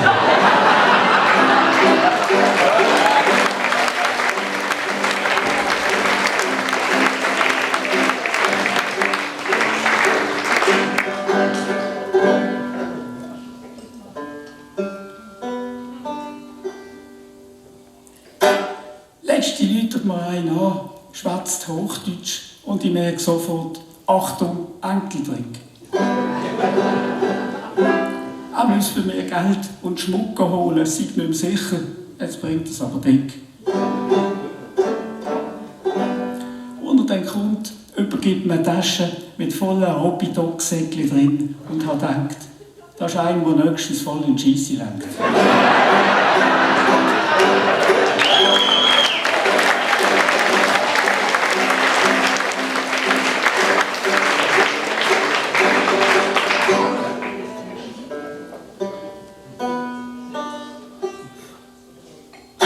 Social Media soll jetzt Schulfach werden. Hey, müssen wir das akzeptieren? Postet der Lehrer von sich ein Blutbild im Netz, dann können sie darüber diskutieren. Ein sagt, Herr Müller, Sie sind untenrum, aber auch noch gut zu Weg, Sie sind bereit. Dann der Lehrer, ja, das hat mir gestern Nacht deine Mama auch gesagt.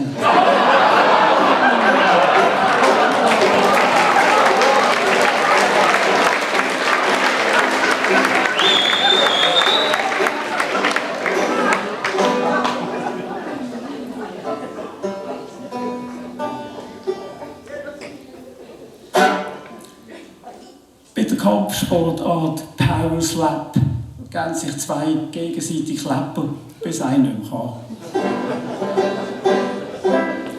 Um das zu erfinden, musst du den IQ von einem mittleren Salzapfel haben. Nein, gell, ihr Gucker würdet so etwas nie machen. Nicht einmal in der Not. Außer vielleicht, wenn ich ein 99er gegenüberstehe.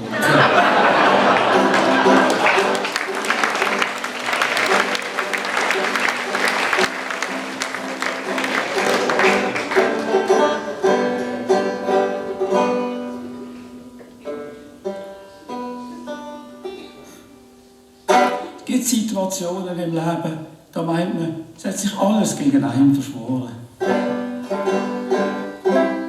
Wieder der Skilangläufer, dem ist beim Skilanglauf das Pfeifchen eingefroren.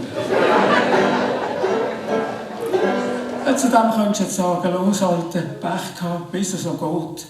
Klimaerwärmung kommt für dich eindeutig Sport.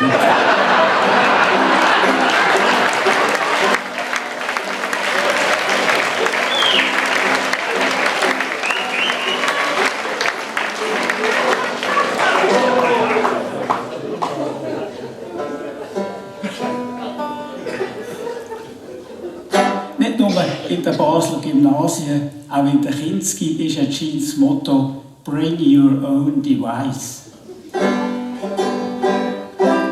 Als mir das meine Enkelin erzählt, habe ich zuerst gedacht, was soll der Scheiß? Ja, sie darf etwas von daheim mitbringen und das bleibt dann im Kinski, das ist doch grandios. Aber gut, dann kannst du die Großmutter mitnehmen, dann bin ich die endlich los.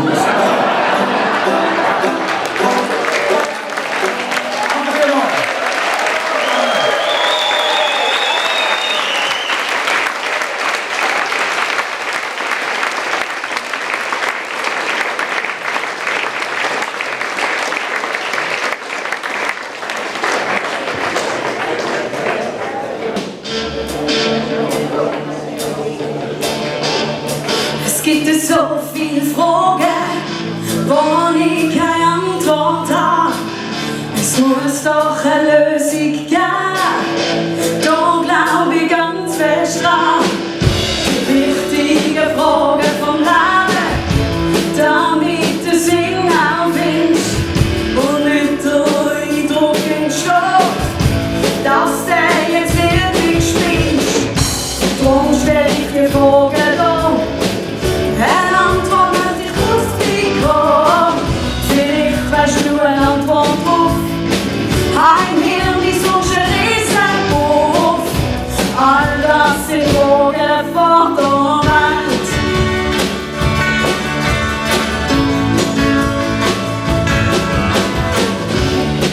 Darum braucht es einen Termin, wenn du zum Hellseher gehst. Warum hat das Wort einsilbig, 3 Silben, verstehst? Wie heißt Frau von Herkules? Frau Kules, ganz ohne Schade. Warum lieben Kinder schon, wenn sie's erst mal abends sagen? All das sind Fragen von der Welt. Oh yeah! Ja, das sind Fragen von der ganzen Welt.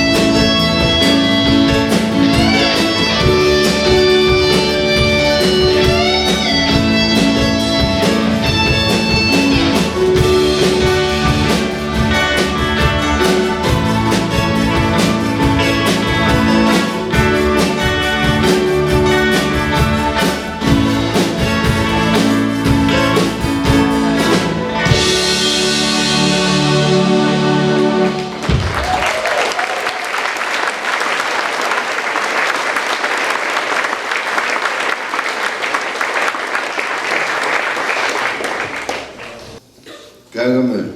Es stinkt mir zwar, komm. Ja, gehen wir an die Topf. Hey, Röbi, Sali. Sali Breisi. Hey Gott, die Vogel. Komm gar nicht auf.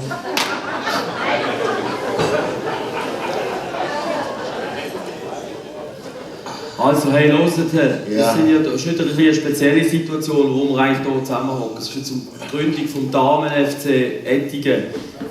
Aber ihr wisst ja, wir müssen ja mit der Zeit gehen. Ja, aber Preis, ich werde dann heute oben mit der Zeit dann mal gehen. Ja, alles gut.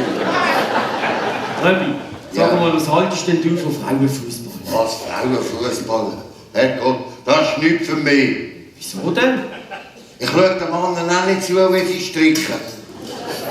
Gibt es eigentlich so wenig Frauenfußball? Ist doch klar. Find mal eine Frau, die das Gleiche anlegen. Ist doch klar, oder? Also los jetzt. Ich will jetzt, dass die Gründungsversammlung ja wirklich ordentlich und gesittet abläuft. He? Ja. Du weißt ja, wenn man den Hooligans im Frauenfußball sagt. Nein. Nicht? Always Ultra. So, hey, geil, Sie kommen jetzt. Nicht einfach keine faulen Sprüche. Ja. Und bist du nicht der Abwart von früher? Nein.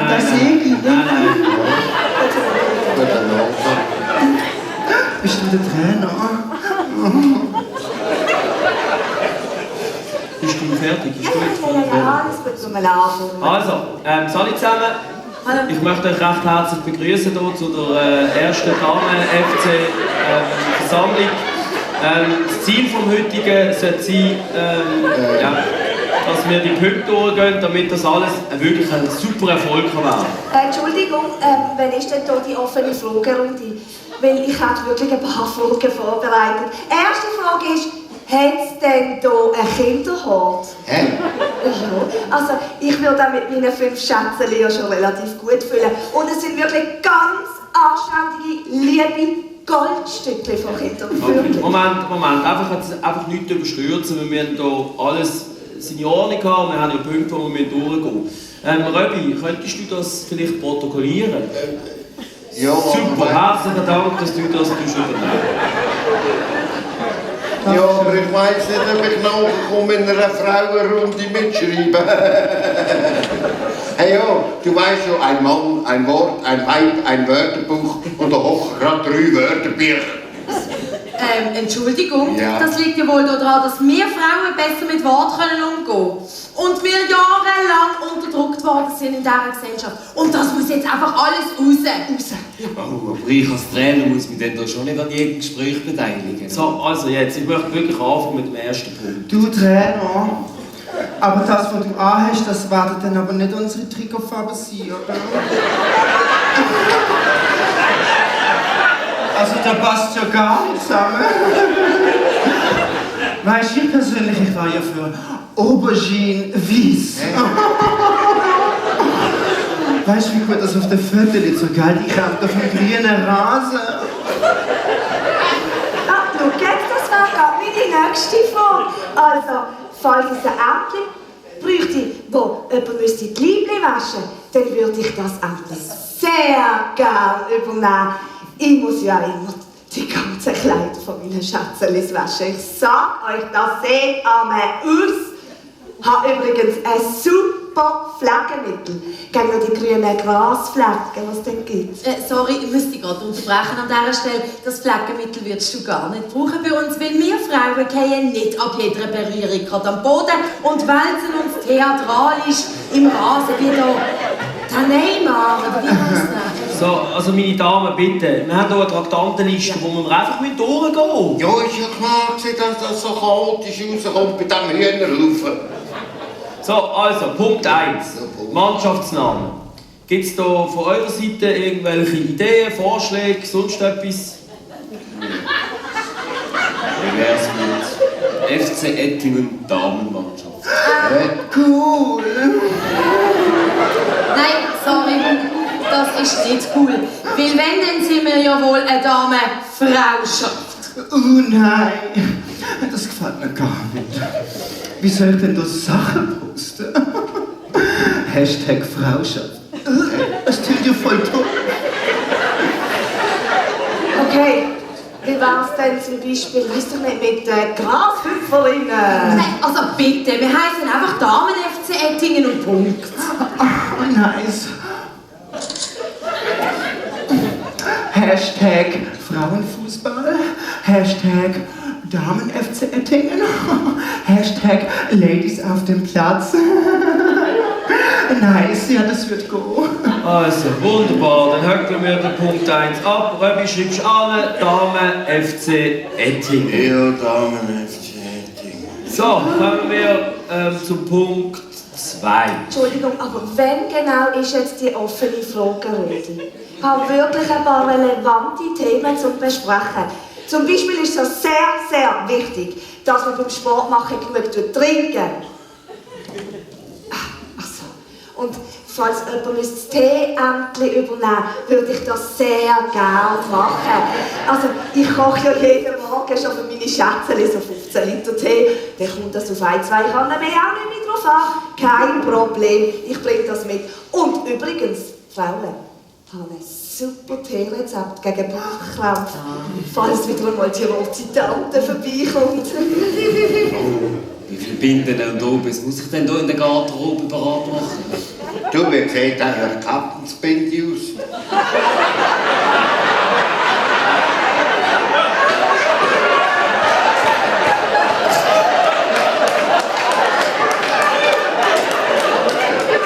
Ich hab dir Vollmess gesponsert. So, jetzt bitte. Ja, nein, ich brauche jetzt auch ein Bindi zum Tore zubinden. Das ist ja nicht so aushalten. Also die Frau Dr. Svetlana Podolska hat darüber letztes Jahr referiert, über den weiblichen Menstruationszyklus, und das war sehr interessant. Ich schicke den Herren gerne den Link hier. Ich glaube, ihr könnt noch etwas lernen.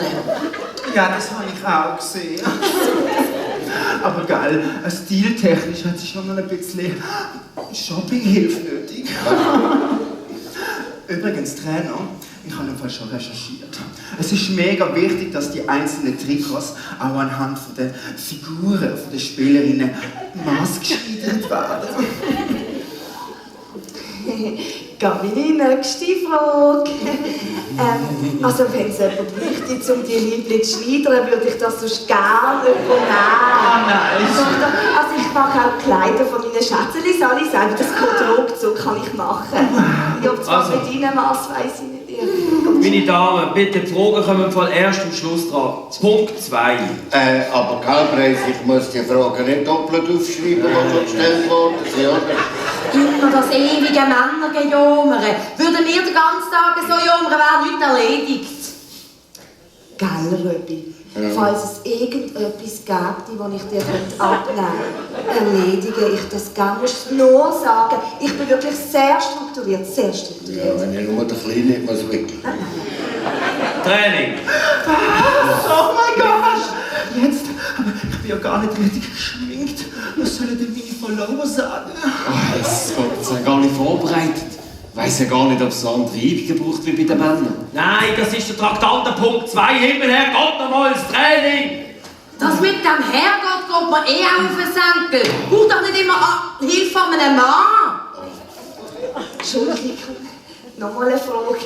Wäre es möglich, dass wir das Training weder am Montag, am Donnerstag noch am Freitag würden machen, weil ich gehe dann eben schon an einen anderen Ämtchen nach. Ja, Freitag ist auch für mich total doof. Dann gehe ich eben nicht mehr ins Kino mit meinen Ladies. Kino Friday. Darf ich gehen mit einem neuen Barbie-Film schauen? Ich freue mich so. I'm a Barbie girl.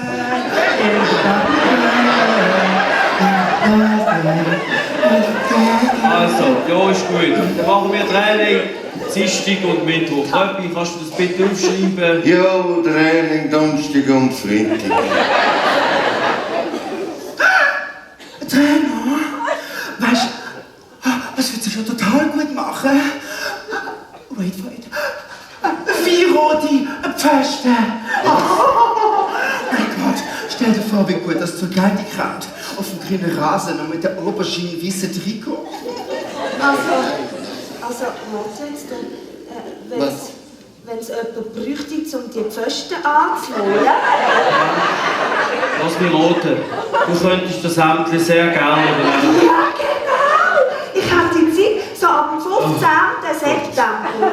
Nein, hey, jetzt hört auf, was apropos Virus, das ist etwa Zeit, jetzt muss ich einen Schluck nehmen. Nein, wo führt das auch noch an? Hey, meine Damen, wir müssen ja die Traktantenliste durchgehen. Und ich sehe auf meiner Liste, wir sind nicht mal erst beim Punkt 3. Ja, super! Schon so spät! Ich muss heim! Ich muss die Kleine mit den Grosseltern abholen! Eine Wäsche abtun! Den Tee vom Nachbarn machen! Soll ich zusammen schön loben? Ja, tschüss. Oh ja, dann kommen wir auch gehen. Kommen wir noch ein paar tolle Pics schießen auf einen neuen Platz, bevor es dunkel wird. Komm mit schnell. Für meinen TikTok-Account. So, hey, ich würde sagen, es ist super gelaufen, hä? Findest du? Ja, super. Nein, mir gefällt das. Oh, wir Frauen kommen langsam an die Macht in dem Dorf. Eine Gemeindepräsidentin, ein Frauenchor, fast Frauen gucken und jetzt noch ein Damen-FC. Hey, wenn das so weitergeht, könnte man doch nächstes Jahr einen Frauen-Schwingclub gründen. Oh ja, ein Swingerclub in Ettingen.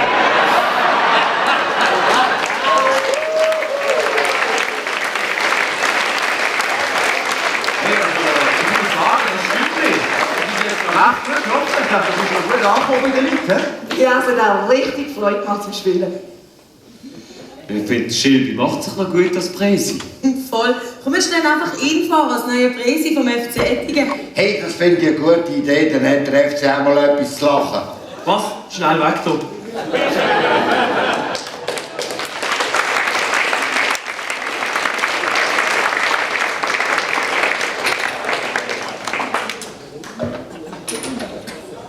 Gang ich ins Dorf, da auf dem Land, ist immer etwas los.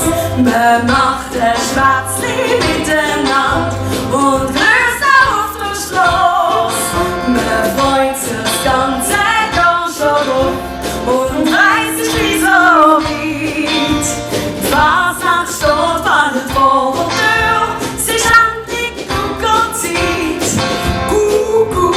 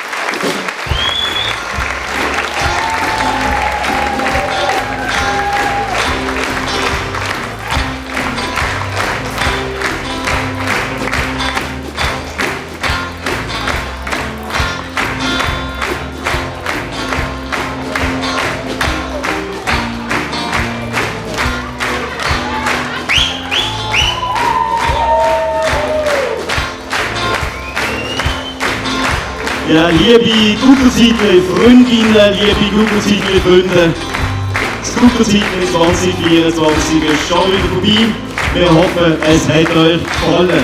Schön sind ihr da gewesen. Damit so eine Produktion möglich ist, braucht es ganz viele Leute, die mitmachen. Ein Riesenapplaus für das fantastische Ensemble.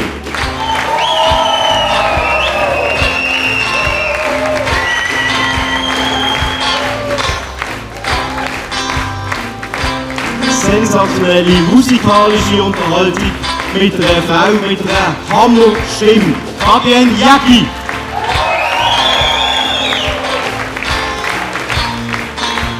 Eine grossartige Kugelzeitli-Band. Danke für euch. Dann haben wir hinter der Bühne ganz einen Haufen Leute, die mitgeholfen haben, bei den Requisiten, beim Kostüm, beim Schminken. Kommt doch bitte auch führen.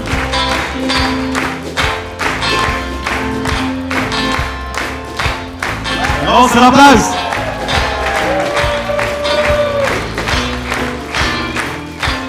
Hinter im Saal für Technik zuständig, für Audio, für Licht, damit das alles funktioniert. Ganz herzlichen Dank unserem Technikteam. Ein riesengroßes Merci unserem Küchenteam, das das sensationell gemacht hat. Ein Hammerapplaus für das sympathische Serviceteam heute oben. Und nicht zu vergessen natürlich unsere sympathischen Bardamen, die anschliessend noch bis etwa um 2, 3, 4 für euch noch da sind. Ein riesengroßer Dank auch ans Organisationskomitee, an den Vorstand, an alle Sponsoren und nicht zuletzt natürlich an euch alle. Ein riesen Dank am tollen Publikum, es war ein fantastischer Obersee. Wir haben das gerne gemacht für euch und wir hoffen, ihr kommt gut heim. Wenn es euch gefallen hat, sagt es weiter. Wenn es euch nicht gefallen hat, eine schöne Fasnacht. Tschüss miteinander.